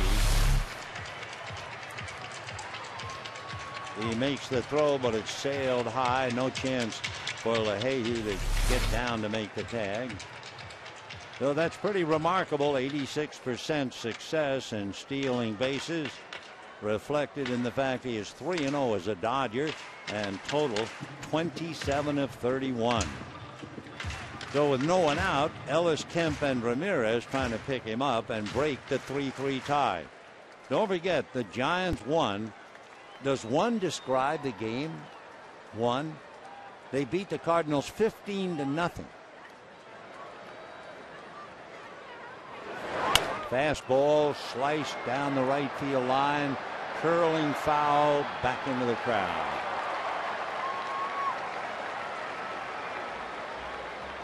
So Victorino back to second. Rockies going back. Colvin to right. LeMahieu to second. 3-2.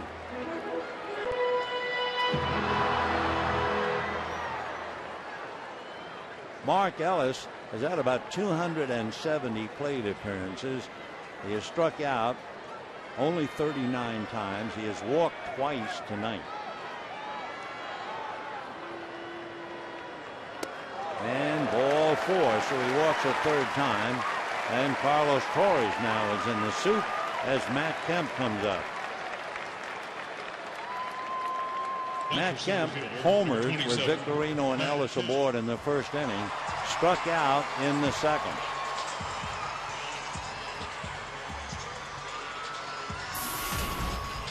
Carlos Torres and Matt Kemp. Matt is 0 for 1 against him. Mark Ellis and Andre Ethier each have a home run against Torres in the past. So here's Matt hitting .345, 17 home runs, 44 runs batted in.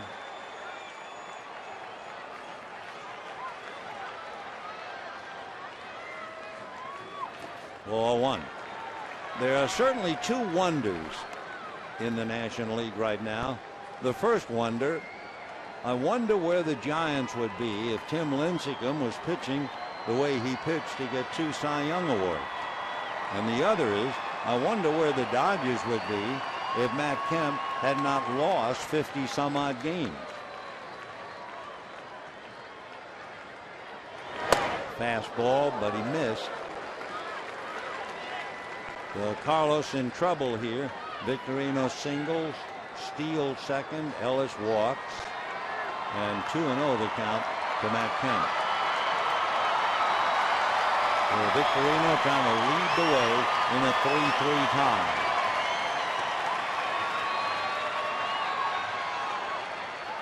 Time.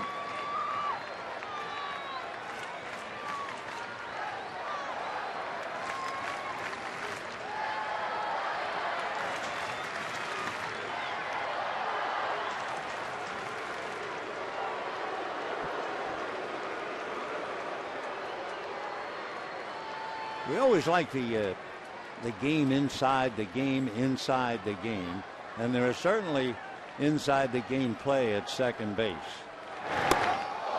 Little chin music for ball 3, which is the last thing Torres wanted to do. One of the things they will do with a runner at second, you know how a catcher would give the signs. While the catcher is giving the signs, the runner at second base will relax a little bit. And then if one of the signs looks like the catcher is going to almost pump to the ground, that's when the pitcher, if he's holding the ball, turns and throws to second. That's a strike. So the key, first of all, the pitcher has to have the ball in his hand. Oh, there's so much to this great game.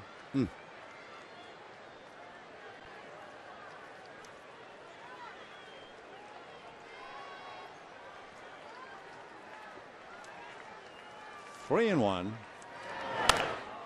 Powell 3-2. You know, every night you watch a game or you come out, you look at the catcher and you see him fidgeting with the mask, and you see a lot of them get hit directly into the mask that knocks them down or turns the mask off.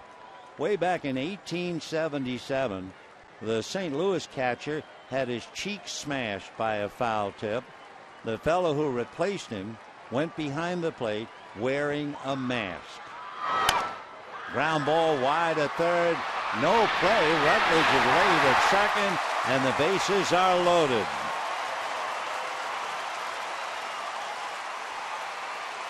The only play they might have had would be if Jordan Pacheco was able to get over and handle a ground ball, the third baseman. If he can get to it, okay, but Rutledge just didn't have a play.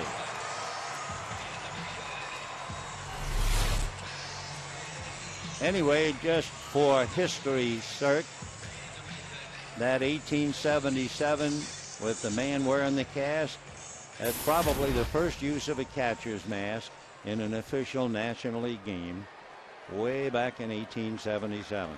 Meanwhile, bases loaded. Hanley Ramirez with Victorino, Ellis, and Kemp. And ball 1. Rosario out to talk to Torres. For Hanley Ramirez, he has 5 grand slams in his career.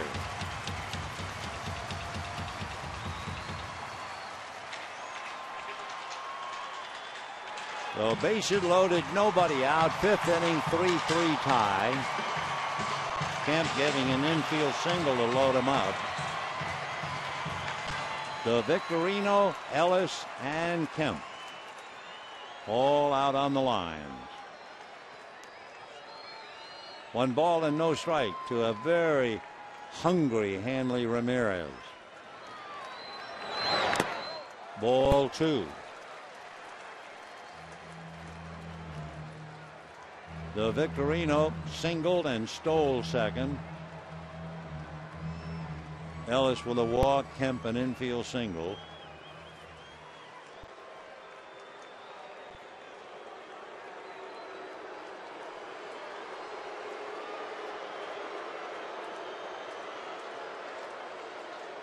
Bo McLaughlin, the pitching coach who replaced Bob Apodaca, out there trying to get Torres to throw strikes. In looking at Torres' work this year,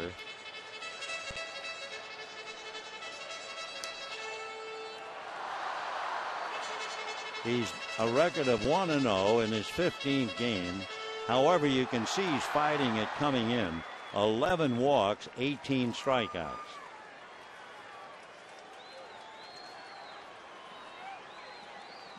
Infield is back in double play depth. They'll give up one to get two. And ball 3. Ramirez with Andre Ethier on deck. Ramirez has grounded into 13 double plays, 2 since he became a Dodger.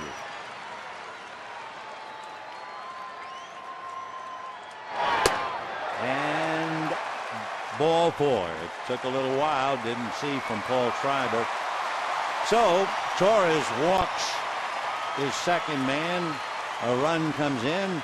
Dodgers lead 4-3. And for the first time in the 3 games, there's a weak link. In the other 2 games, the starter went 4 under the Tracy rule, 75, 80 pitches. Then the next man, Ottavino, and then Renicky, they were great. But here is Torres trying to follow the pattern, and he's not getting it done. So 4-3 Dodgers looking for more, and Andre Ethier batting .288 at the plate. Fastball for a strike. Andre single to right, single to center. His single to right, ground ball smothered by Matt McBride, but he couldn't make the play. Ellis, Kemp, and Ramirez all out there in the dirt. 1-1. Carlos Torres struggling anyway. Had really fooled Rosario, so when you see a catcher making an awkward catch with the bases loaded, you know he's been crossed up. We were checking to see, and sure enough, Carlos Torres has 4 wild pitches.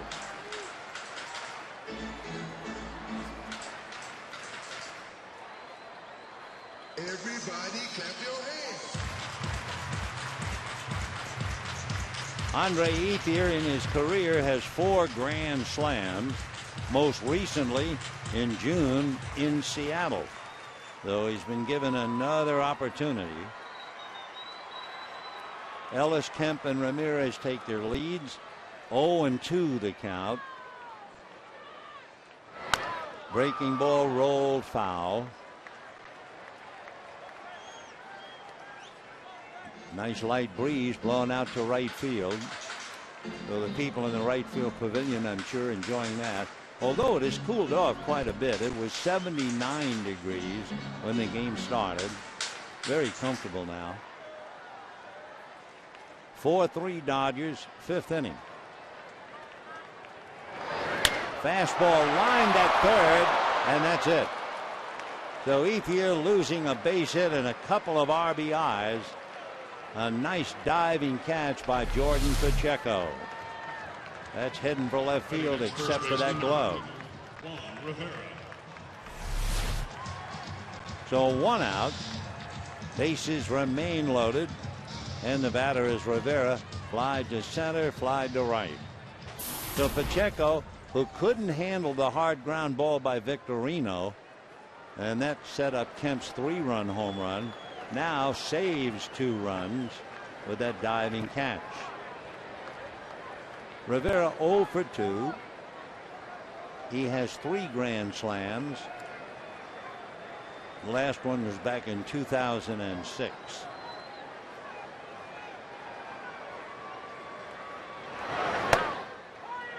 Strike. 0-1.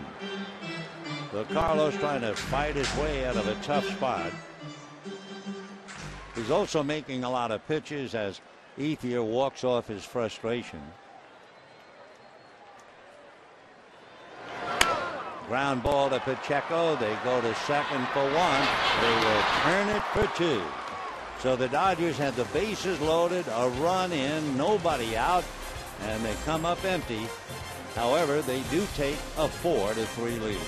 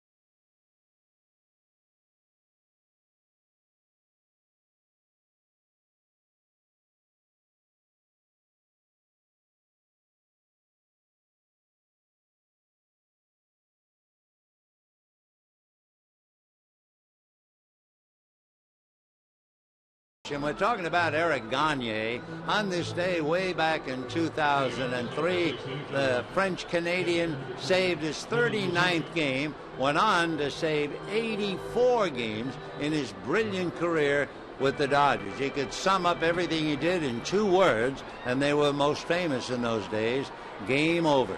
And with that, this one's still on, and let's go back to it.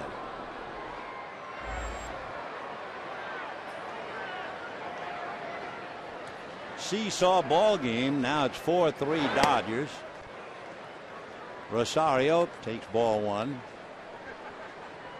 Willen made a rookie's mistake in the first inning on Colvin's single. He rounded second, and Ethier got him before he could get back to the bag. That slowed down the Rockies. They scored 2. Dodgers came back with 3. Then the Rockies tied at 3-3, and now the Dodgers lead 4-3. Ground ball hard, but at the other end, and making the play is Ramirez. 1 away. Carlos Torres in the 5th inning worked very hard. He made 27 pitches. But talking about pitches, Chad Billingsley has now made 84.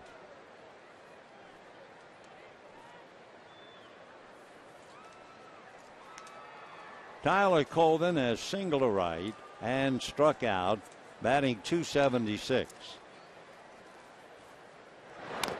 Tries to bunt, fouls it back, 0-1. In talking about Billingsley and pitch count, he's now made 85. His most pitches in a game this year, you go way back to the end of May against Milwaukee. He made 116 pitches. So he's certainly got a ways to go. His last 3 games where he won each game, no more than 105. He beat St. Louis with 100, going 6. Beat San Francisco 105, going 7. And the Cubs 105, going 7. 1-2 the count to Tyler Colvin.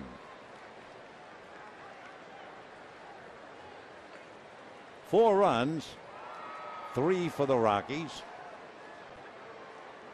Dodgers with 2 hits in the 5th inning. A walk and a stolen base helped out. And that's strike 3 called. So Colvin strikes out a second time, 1 for 3, and Jordan Pacheco coming up. The Dodgers have added, believe it or not, a second date to bring your dog to Dodger Stadium September 1st. Purchase special ticket package for you and your dog. Receive tickets to the Coca-Cola All-You-Can-Eat Pavilion. You'll also get a goodie bag and much more.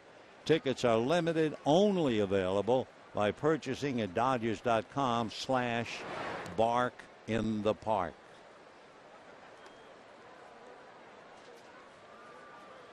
Pacheco has struck out, double, scored a run, hitting .307. Made that diving catch of the ball hit by Andre Ethier, or it's at least 6-3 Dodgers instead of 4-3. And lifts a fly ball, shallow left center, and Ramirez. Hanley getting last as he makes that awkward catch. So down go the Rockies. Take another look. Oh, there you are, you little rascal. He's got it. And at the end of 5.5, 4-3 Dodgers.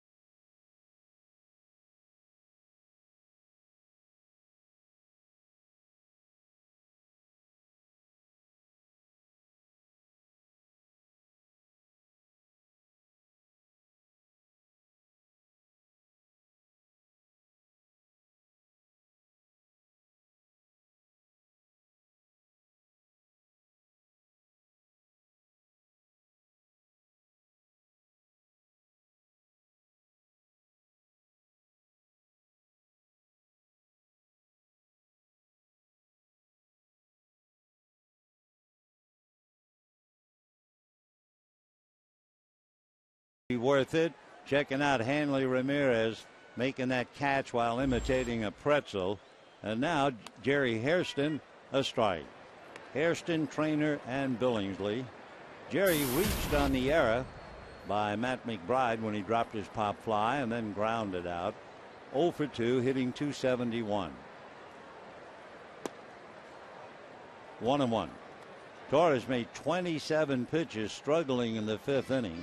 Walked 2, gave up 2 hits, and was saved by Pacheco. That line drive by Ethier would have meant another 2 runs for sure. 1-2. Hairston has 4 home runs, 26 runs batted in. Giants won. They won big. They won outrageously, 15-0 over the Cardinals. Marco Scutaro had 7 runs batted in, including a grand slam in that game. Foul ball. While the Dodgers spend tomorrow flying to Miami, the Giants will be playing one more time with St. Louis. And then when the Dodgers begin against Miami on Friday, the Giants will be hosting Colorado, and the Giants have beaten the Rockies 6 out of 8. 1-2. 2-2. Torres throwing a little bit harder now. He hit 92 on the gun for the first time. 4-3 Dodgers, 6th inning.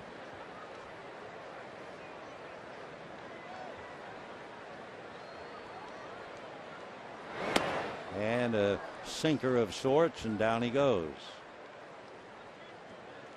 That was 90. So one away. The batter will be Matt Trainer. Popped up, struck out, 0 for 2. Matt hitting .198. 2 home runs, 10 runs batted in.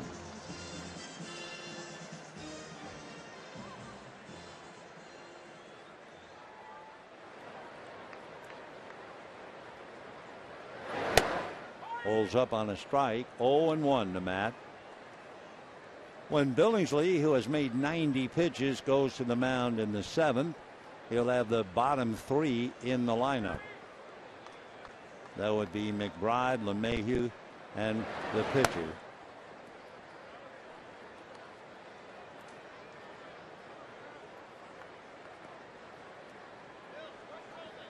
Billingsley just waiting on Trainer.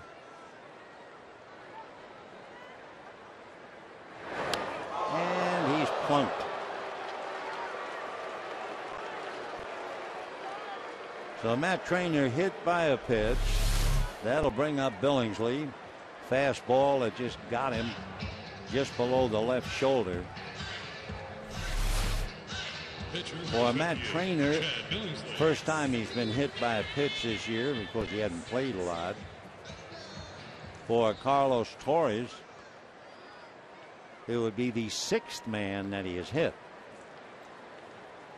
So Billingsley up there in a bunt situation, shows bunt, drops it, good bunt. So the out recorded at first. Billingsley does his job, advances Trainer to second base. For Billingsley, that would be his 2nd successful sacrifice. Capuano and Kershaw each have 11. So they can open up a school. So Shane Victorino now trying to pick up Trainer.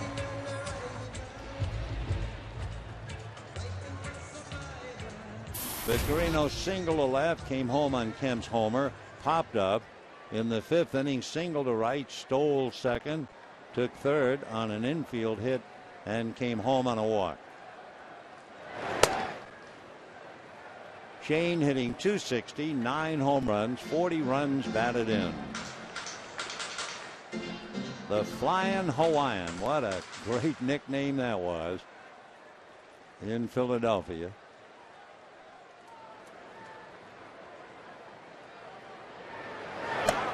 That's in there for a strike. For Shane, back in 2007 with the Phillies, he stole 37 bases. That's his career high. 1 ball and 1 strike. Victorino will be 32 the end of November. That's a strike. 3-time Gold Glove winner. 2-time All-Star. He is a mixture, Hawaiian, Japanese, Chinese, and Portuguese.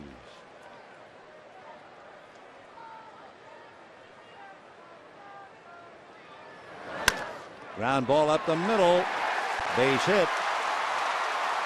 So Trainer hit by a pitch, carries in a big run, and the Dodgers lead 5-3 as Victorino gets on base the 3rd time tonight, and Trainer brings it home. No gold for Matt, but he'll settle for it.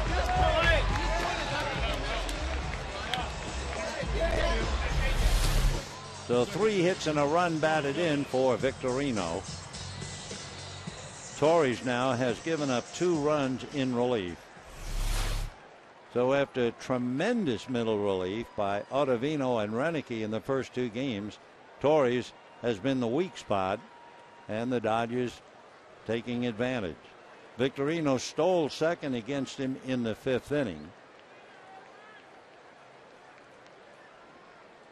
Shane 27 stolen bases with 2 out. He might try to do it again. Ellis has walked 3 times.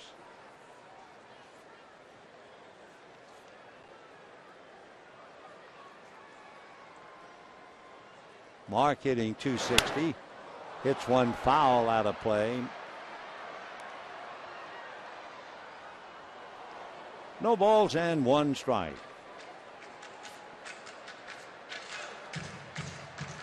Dodgers have fallen into the 500 pit.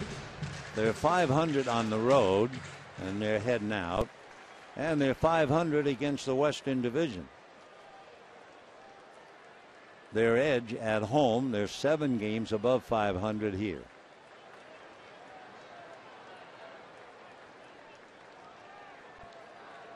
McBride, LeMahieu, and Torrey's spot due up in the 7th.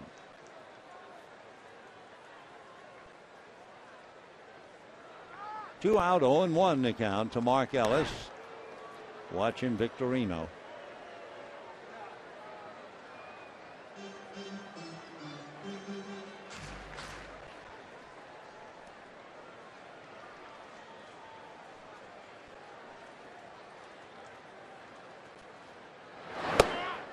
Oh, and 2. That was a 90-mile-an-hour fastball.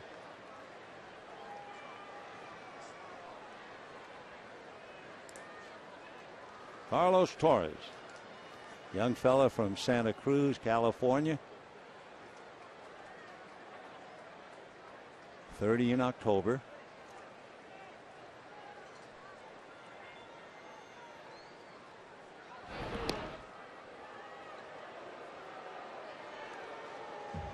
Carlos was originally signed by the White Sox, and he made it to Chicago in '09 briefly.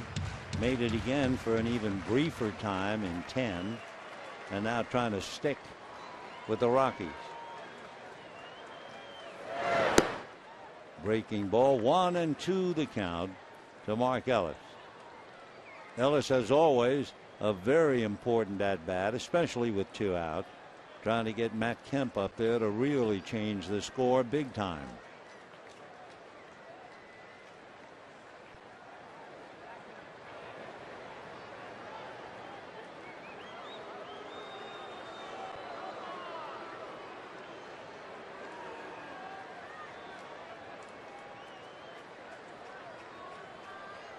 One and two.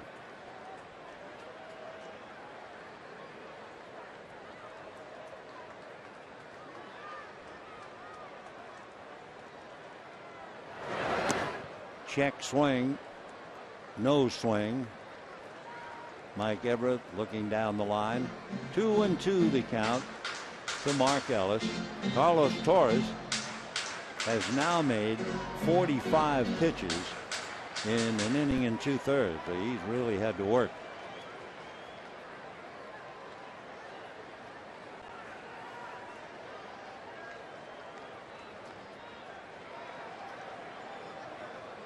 There goes Victorino, and it's foul back.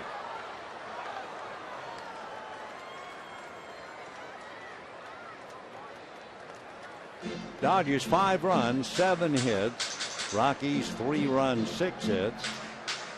1 error by Colorado on a drop pop fly. 1 great catch and 1 home run inside the park by Eric Young. The great catch by Jordan Pacheco on the line drive by Ethier with the bases loaded. So Matt waits. 2-2 the count to Mark Ellis. Ball 3. Torres muttering to himself. You can well imagine. That pitch, that blinking pitch.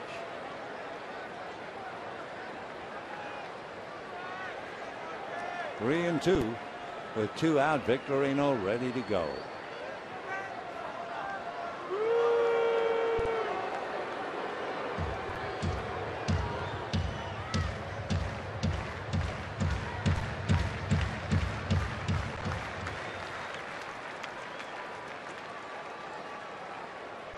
Victorino goes, and it's going to be a base hit into right center.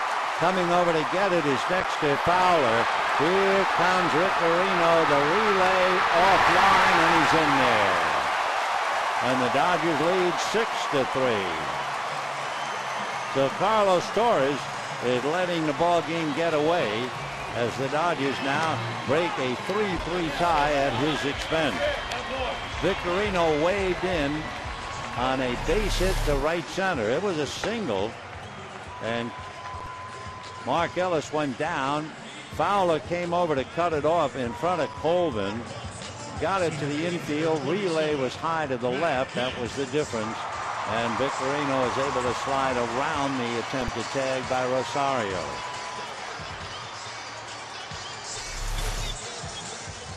So that's scoring from first on a single. That's quite a trick, but Victorino was going under a full head of steam. So now 6-3 Dodgers. They will get somebody up in the bullpen for the Rockies. Torres is not going to be around very long, and he's also due to bat third in the seventh. Michael Ekstrom begins to warm up. Another thing for Torres, he's ready to make his 50th pitch. 23rd pitch in the inning. 1-1 to Matt Kemp. Matt has a 3-run home run, struck out, single to short. To repeat, McBride, LeMahieu, and Torrey spot in the seventh for Colorado. 1-1. Fastball slapped to right. That's in front of Colvin for a hit. Rounding second is Ellis, and they've got him hung up. Rutledge with the ball as Ellis runs by. They're now going after Matt Kemp. And the tag on Kemp as he dives back to the bag. But it really points up something we've been saying for years. When it comes to rundowns, Major League players defensively are just awful. But Matt Kemp is run down. The Dodgers settle for 2 and lead 6-3.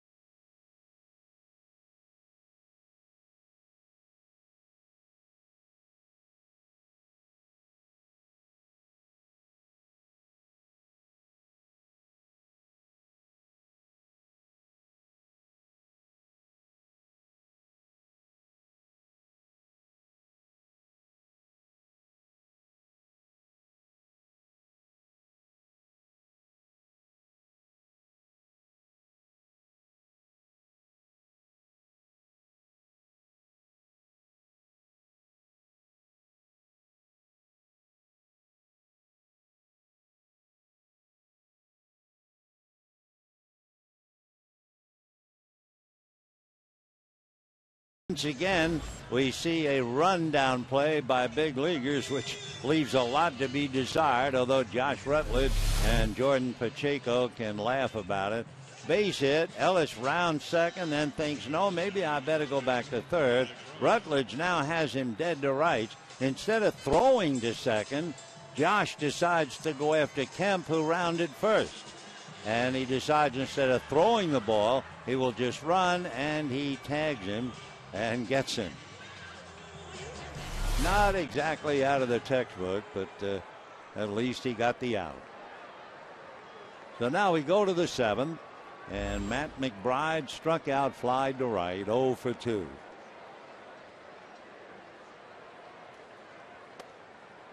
Ball 1. 91 pitches made by Chad Billingsley now as he gets to the 7th, trying to win his 4th in a row. Ball 2. Carlos Torres has made 51 pitches in 2 innings. He's had a rough go.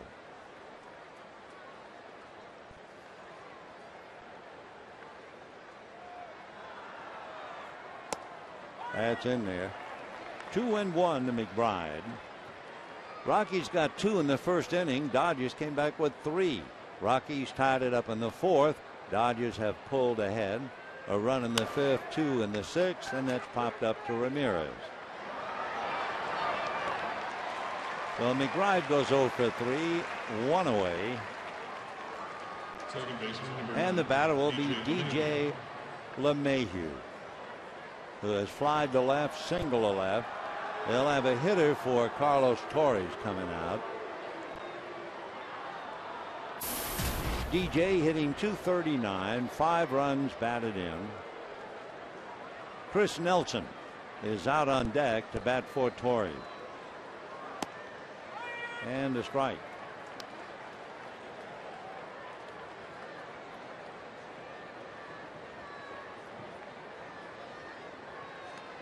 LeMahieu, 5 runs batted in, slaps that into right field for a base hit.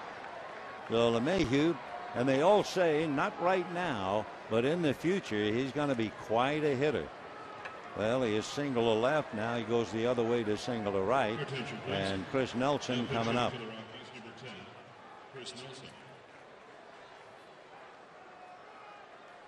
Chris Nelson appeared as a pinch hitter last night and struck out.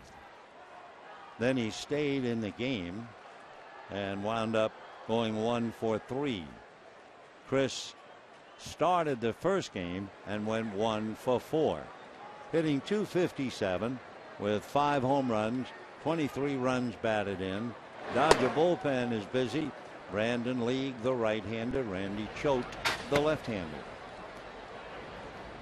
Billingsley, in his last 3 wins, has gone 6, 7 1/3, and 7. And he's now in the 7th. In the dirt. Chad now has made 98 pitches, and the Dodgers watching him very carefully.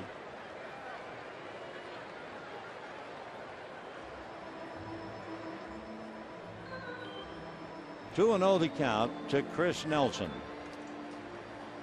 So Nelson in and out of the starting lineup. Has a little sock. 5 home runs, 23 runs batted in. And now Rick Honeycutt going out to see whether Billingsley has enough left in the tank.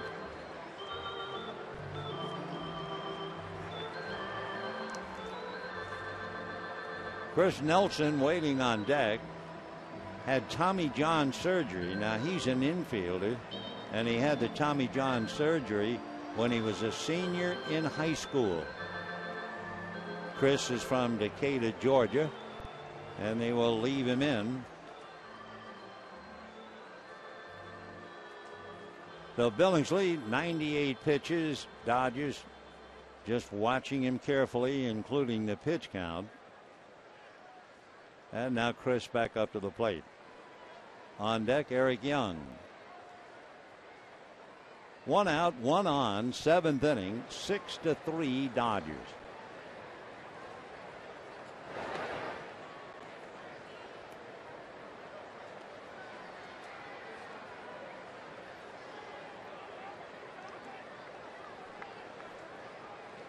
Two balls, no strikes.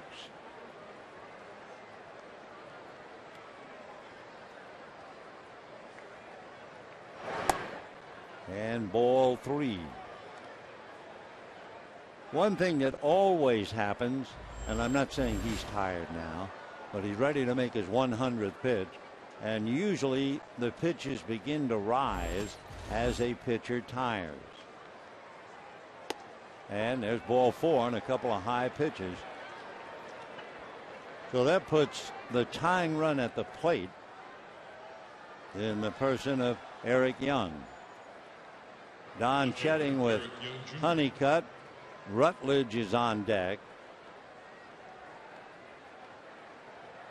And Mattingly is coming up. So he saw those 2 high fastballs just as we did. And now it's time to come and get him. So Billingsley makes 100 pitches right on the button. He goes out where he can only win or have nothing to do with it. The Dodgers lead 6-3, and we'll be back.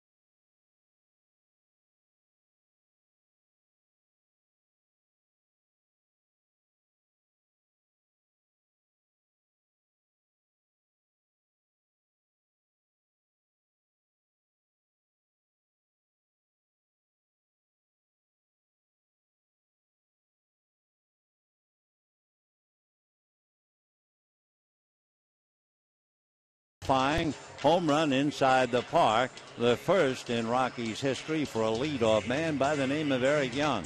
Meanwhile, the Dodgers countering. Matt Kemp with a 3-run home run. Shane Victorino at the top of the lineup has 3 hits and has scored 3 times. For Chad Billingsley, he made 100 pitches. He cannot lose. He goes out leading by 3 and 2 his responsibility. We took a shot of Brandon League and Randy Choate. And about 2 pitches later, when they decided to go to the pen, it was Belisario, so he must have warmed up in a hurry. He'll be facing Young, 1 for 3, the home run. And EY pulls it into right field, base hit. Ethier coming up, stopping at third for the moment is LeMahieu, and then he comes in. So the bases would have been loaded. Ethier will draw an error, and LeMahieu scores on the error. So a base hit for Young.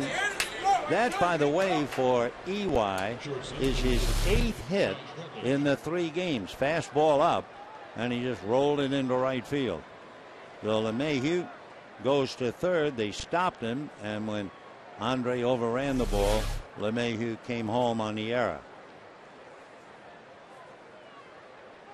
So now 6-4, tying runs at first and second, and here is Josh Rutledge. A bunt attempt left it in trainer's mitt, 0-1.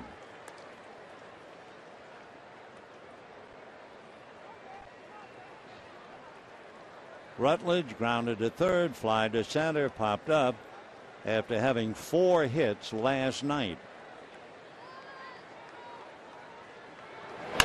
Fastball hit the third, backing up is Hairston. They get one, not at first. So Rutledge with very good speed. Taking third is Nelson. And with 2 out, the batter will be Dexter Fowler. Ellis avoiding Young, but Rutledge with an extra burst beats the play. So 6-4 Dodgers, 2 out. Eric Young, as you can imagine, very tough to double up. He has grounded into one double play this year. So here's Fowler. Double, single, fly to center. Dexter hitting .292. 12 home runs, 40 runs batted in. Rutledge, the tying run, is 3 for 3 in stolen bases. The rookie Rosario 0 for 2 on deck. And is a hard ground ball. Nice pick by Ellis on the rim. And that'll be that. That ball was hit hard. However, Rockies get one, get a little closer, and at the end of 6.5, 6-4 Dodgers.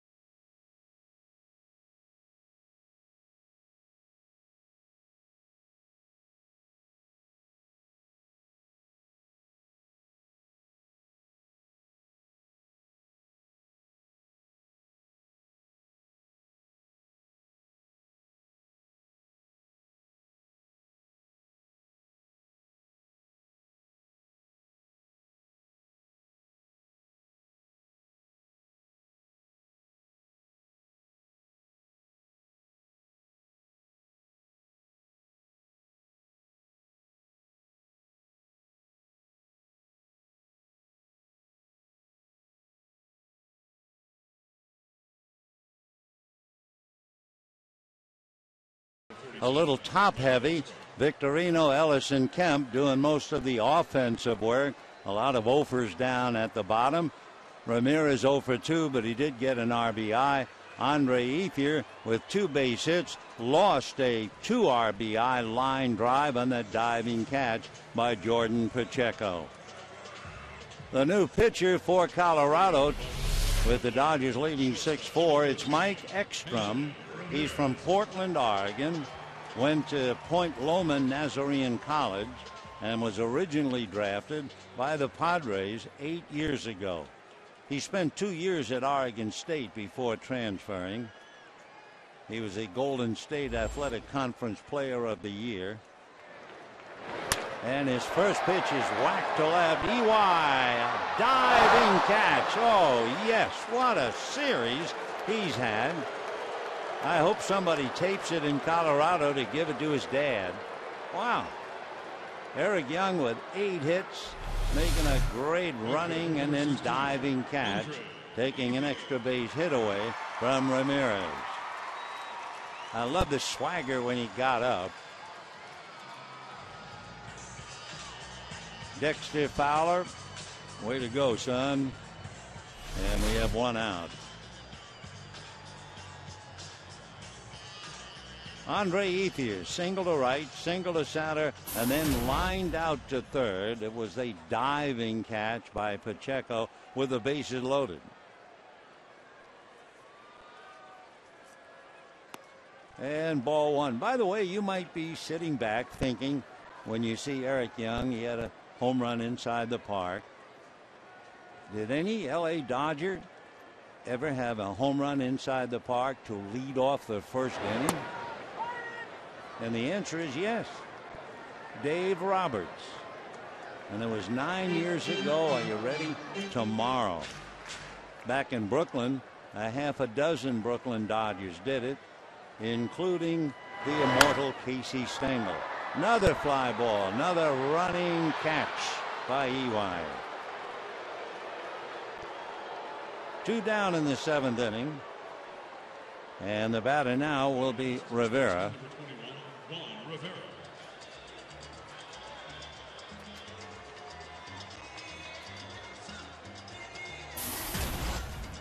Juan Rivera flied to center, flied to right, grounded into a double play with the bases loaded in the 5th inning. Hitting .247. When the Rockies come up in the 8th inning, Rosario, Colvin, and Pacheco. Right.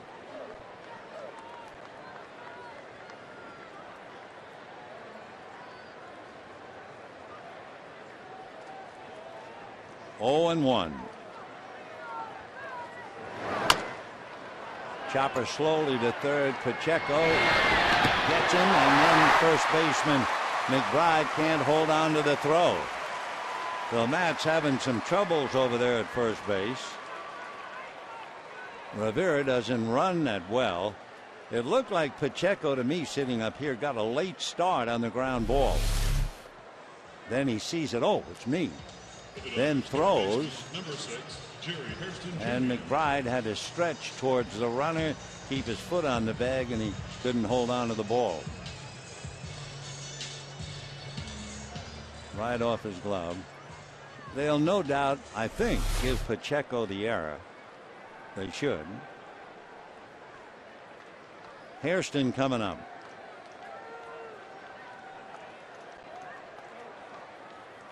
They're going to give Pacheco the error, which is a very good call.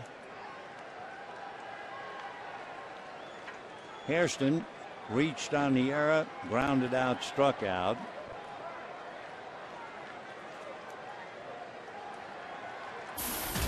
Six to 4 favor the Dodgers. Bottom of the 7th inning, 2 out.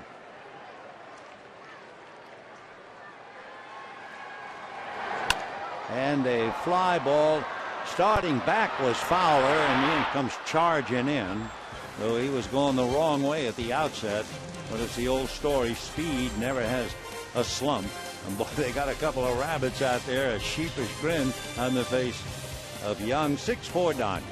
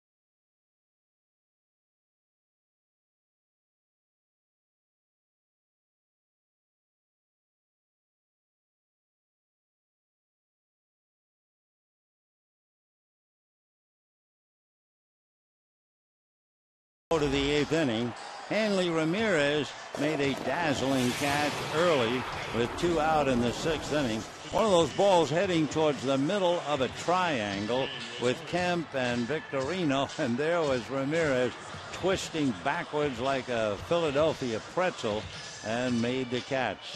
Nice play by Hanley. Boy, you have to be supple to do that, and then you get the grins from your teammates. However, Ramirez not particularly happy offensively. He is 0 for 3, and he's the one who lost an extra base hit on that diving catch by Eric Young. So now here's Willen Rosario and a strike. Rosario walked in the 1st inning. Colvin single to right. Rosario rounding second, and Ethier fired in and got him before he could get back to the bag. Lifting a fly ball, it's playable. Victorino. And away. So Rosario with 18 home runs, but it's just a fly ball, and he's 0 for 3. And the batter, Tyler Colvin. Colvin single to right, struck out twice, 1 for 3.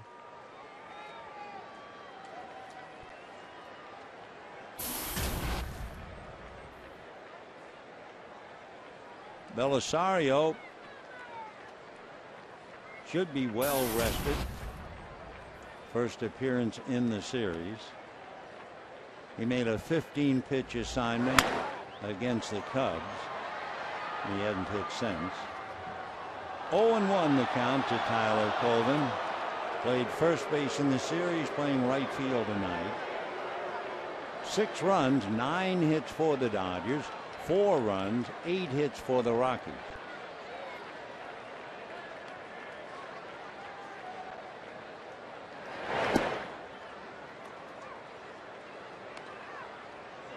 The paid attendance, nice crowd on hand, 37,084. And they see the Dodgers out in front, 6-4. 1 ball, 1 strike. Ball 2.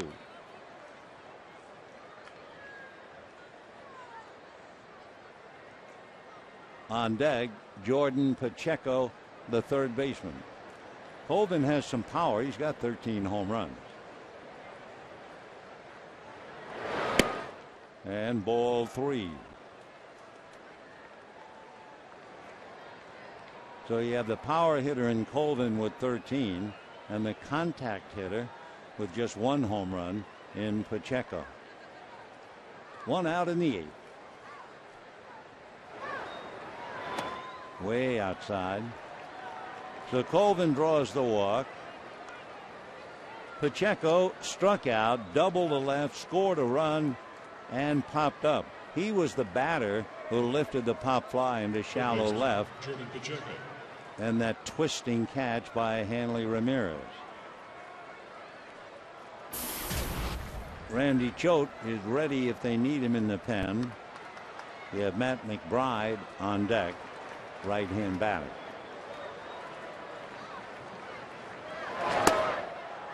And ball 1. Belisario's important numbers: 17 walks, 36 strikeouts, so 2-1. Colvin at first, 1 away in the 8th. Pacheco, good hitter, batting .306. That's a strike. 1-1. So besides the fellows we know, like Young and Fowler, some pretty good young hitting prospects for sure. Certainly in Pacheco and LeMahieu. Fowler we know, he's just getting better all the time. 1-2 the count to Pacheco.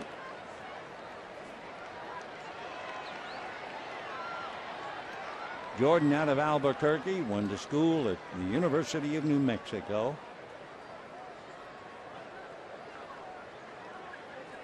One home run, 26 runs batted in. Of course, you'd like to have a third baseman with power. He just has 1. Fouled away. They all love to have power at third and at first.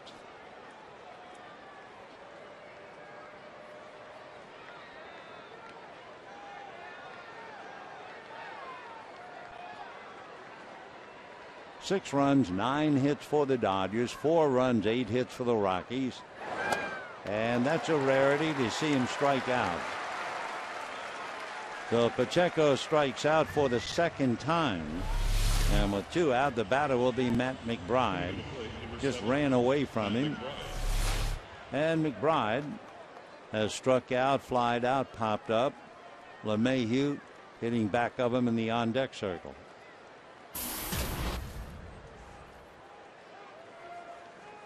Dodgers trying to prevent the Rockies from doing something they've not been able to do in 5 years.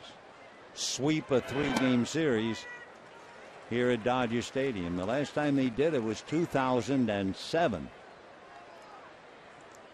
Jeff Francis made too many pitches. Once he got to within the 75 pitch mark, he was taken out. So Jeff not involved, but he hadn't beaten the Dodgers since 2008. That's a strike. 0-2 to Matt McBride. 2 out, 8th inning, 6-4 Dodgers. Dodgers will have Matt Trainer to start it off, then Belisario and Victorino. 0-2. And that's it. Belisario strikes out Pacheco and McBride, and we're heading to the bottom of the 8th. 6-4 Dodgers.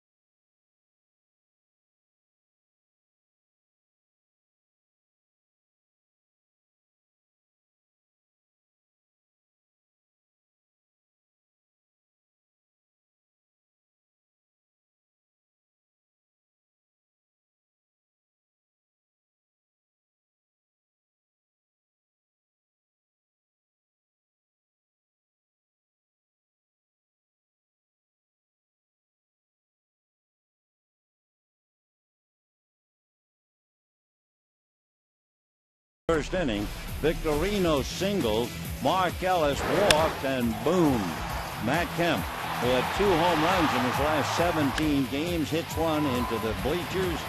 That gave the Dodgers a 3-2 lead, and they're trying to hold on to a 6-4 lead here in the 8th. Matt Trainer will be followed by James Loney, and then Victorino. Interesting, Matt Trainer coming up to home plate, had popped up, struck out, hit by a pitch, scored a run, and while he was walking up to home plate, his wife Misty May was being interviewed after that magnificent showing, as Misty, along with Kerry Walsh Jennings, won their 3rd gold medal in volleyball. Matt had the thrill of watching it, at least most of it, on his computer. That's a strike. If you weren't with us earlier, We told the story. Matt Kemp put the Dodgers out in front. Meanwhile, before the game, there was Matt Trainer watching his wife battling for the goal. And what happened was they lost power. Just when he turned it on, there they were. They were celebrating. That's Misty on the left. So it is a great moment for the Trainers. They'll be reunited soon. I can tell you how relieved Matt is. When the Dodgers were playing in San Francisco before the game, I was thinking about his wife, and I said, how do you feel thinking Giant Dodger game? He said, I'm scared. I said, what? He said, I'm nervous. I said, about what? I said, about my wife. Oh, I didn't think he'd be scared and nervous about the Giants. So one away. Now James Loney will bat for Belisario, stay in the game, and play first base.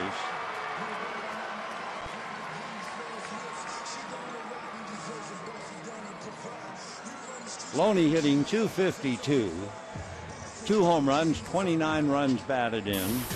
So James bats for Belisario.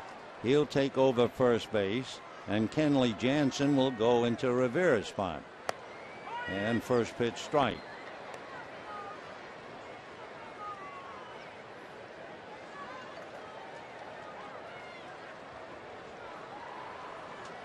(6-4) Dodgers, bottom of the 8th. For the Rockies, when they come up in the 9th inning, it'll be their number 8 hitter, DJ LeMahieu, then the pitcher spot, and Eric Young. 1 ball, 1 strike. LeMahieu is 2 for 3 and scored a run. Eric Young, who has had a magnificent series, 8 hits, including a home run inside the park and a dazzling defensive play. He'll be due up. Easy ground ball to LeMahieu. 2 down. A reminder, Fox Saturday Baseball returns August the 18th. The Red Sox and Yankees or the Pirates and Cardinals, presented by Budweiser, 12:30 p.m. Pacific. Check your local listener. 2 down, and Shane Victorino coming up. Victorino has 3 hits, popped up, stole a base, scored 3. He's been very busy, hitting .262 at the strike.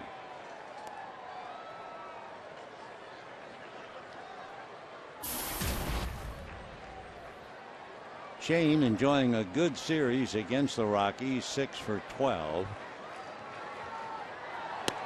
1 ball, 1 strike. This is the final game of the homestand. Dodgers leave tomorrow, fly over a couple of thousand miles, 5 hours, to Miami, then 4 with Pittsburgh, 3 with Atlanta. High fly ball, going back on the ball is Colvin, shy of the track, and that'll be that in the 8th. So we're heading for the 9th inning. Dodgers 6, Rockies 4.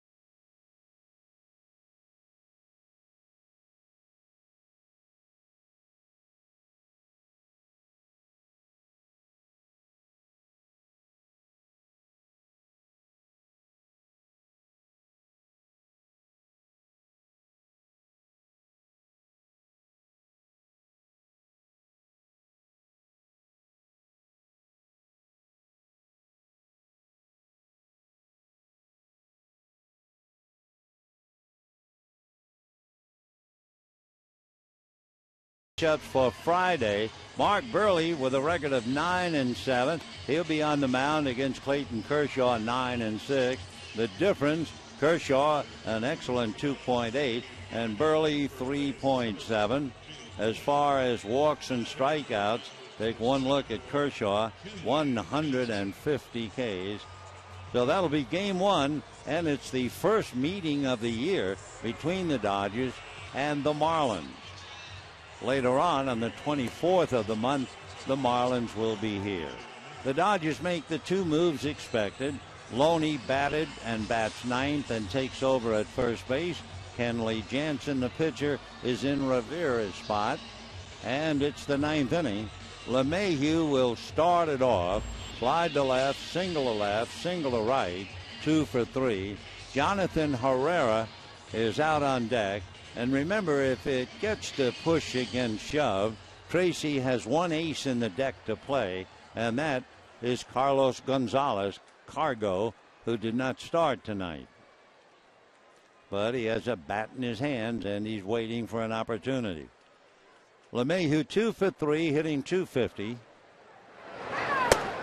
That's a strike. 0-1.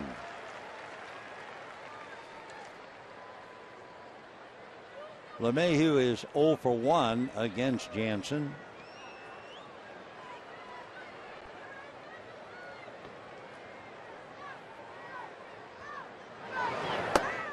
(0-2).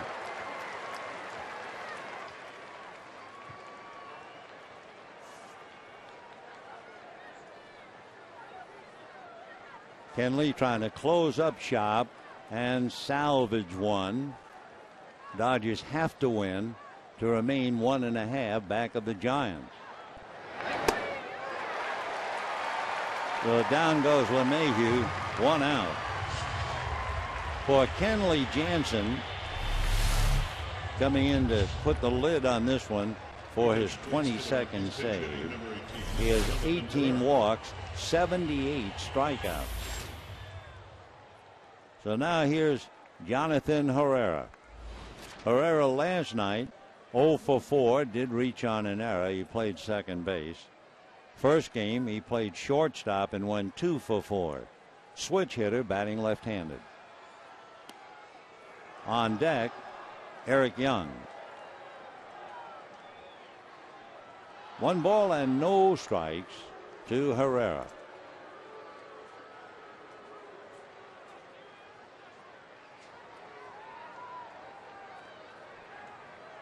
Rockies use Chris Nelson first batting for Torres. Now Herrera batting for Ekstrom. Jonathan batting .255, 3 home runs, 7 runs batted in.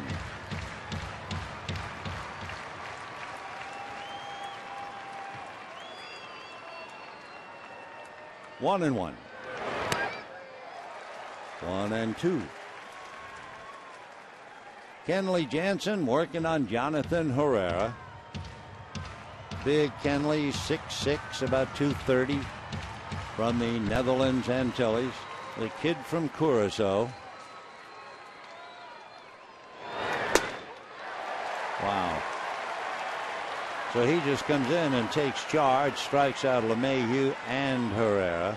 And the batter will be Eric Young with Josh Rutledge on deck. Eric Young has had a wonderful series. In 3 games, he's had 8 hits and a walk, including a home run inside the park.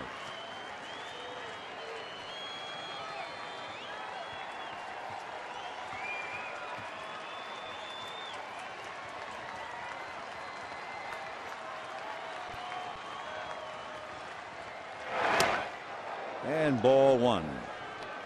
As far as young EY is concerned, he is 0 for 3, striking out 2 of the 3 at-bats in the past against Kenley Jansen. Dodgers heading for Miami. Colorado heading up north for San Francisco. Right. Giants have one more game on the road in St. Louis tomorrow, and then they'll be home Friday night when the Dodgers are scrambling with Miami. 1 ball and 1 strike.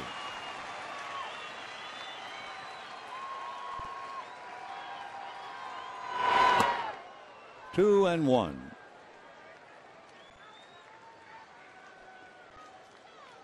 Eric Young, the rare player on the field with the pants tucked in at the knees.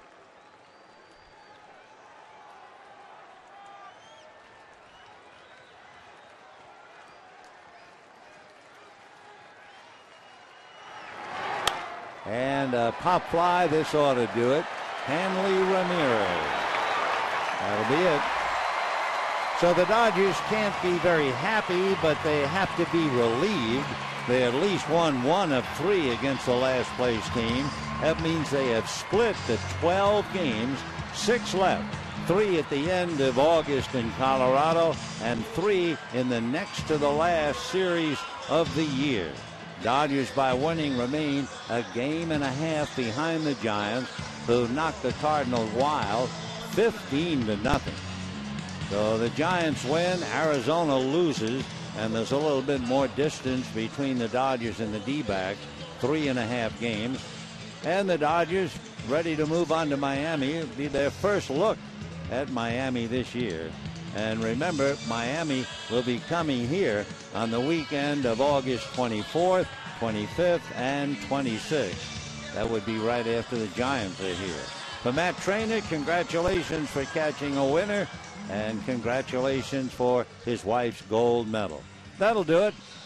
Ball Club will be on the TV come Friday from Miami, and right now we wish you all a very pleasant good evening, everybody. All right, Ben, thank you very much. Down here on the field with Shane Victorino. And Shane, 3 hits tonight, 3 runs scored, a stolen base. You drove in a run. It's a pretty nice night for a leadoff hitter. Hey, any way to get a W. We were caught in a little rut there for 2 games, but, I always say anybody can beat anybody in this game of baseball. We just got to keep battling. I'm glad to be in Dodger Blue. Glad to get him excited to be here, and we're ready for this postseason run. When you were wearing the red of the Phillies, they didn't like you too much around here. That's all changed now, hasn't it? Hey, it's all part of the game. I just try to play the game the best I can, had fun. I had fun wearing red. I heard a lot of boos when I was wearing red, but you know what? A lot of cheers now that I'm wearing blue, and I'm excited to be here. You're a 3-time Gold Glove winner playing center field. How are you settling into left field? Adjustments are still being made. Some of those balls and the angles and stuff like that, I'm getting adjusted to it. But, again, I have no problem playing left the rest of my life if Kemp's in center. But, again, I'm enjoying myself. Stay tuned. Stay on board. We're going to have some fun, and we're going to finish this run. I was going to say, it's got to be nice to look to your left and see a Gold Glove guy in center and a Gold Glover in right. That's a great outfield right now. Oh, it's fun. When I got the opportunity and the trade was going down and they asked me if I'd move to left, I said I'm absolutely all for it to get the opportunity to come here to L.A. to play. And, again, being with those guys in the outfield, not just those guys, but Hanley here and the rest of the company, it's going to be fun. I'm enjoying myself, and let's go. We're getting towards the end of the season here. This is going to be a tough 10-day road trip playing against 2 teams that are fighting for their division title. So tell me how you guys are feeling headed into that. You take one game at a time. It's still a long way from where we need to be. I always say September when it's all counts, but you know what? Every game counts now. I've been there, been to the postseason, won a World Series. I want to win one here. I know what it's like. These guys are motivated, and we're going to have some fun. Shane, you look good in Dodger Blue. Thanks for joining us, man. Thank you. All right, guys. All right, let's send it out to center field where Patrick O'Neill is waiting for us. Patrick. All right, Psycho, thanks very much. I'll wait for you to get out here. And it seemed to mean something to Shane Victorino to address the crowd over the loudspeakers. And you can tell the response that he got from these fans that he is welcomed. And indeed, production from the top of that lineup. It's nice to see that. What a game for the flying Hawaiian. Billingsley, 4 straight. He's starting to settle in and pitching real well, and some small ball insurance. That was a good thing to get that little insurance run late in this game as it went to the bullpen for Belisario and Jansen. Of course, we're going to break it all down for you next on Dodgers Live. The Dodgers on their way to Miami to start a 10-game road trip. We will discuss all that and more in just a minute. Keep it locked.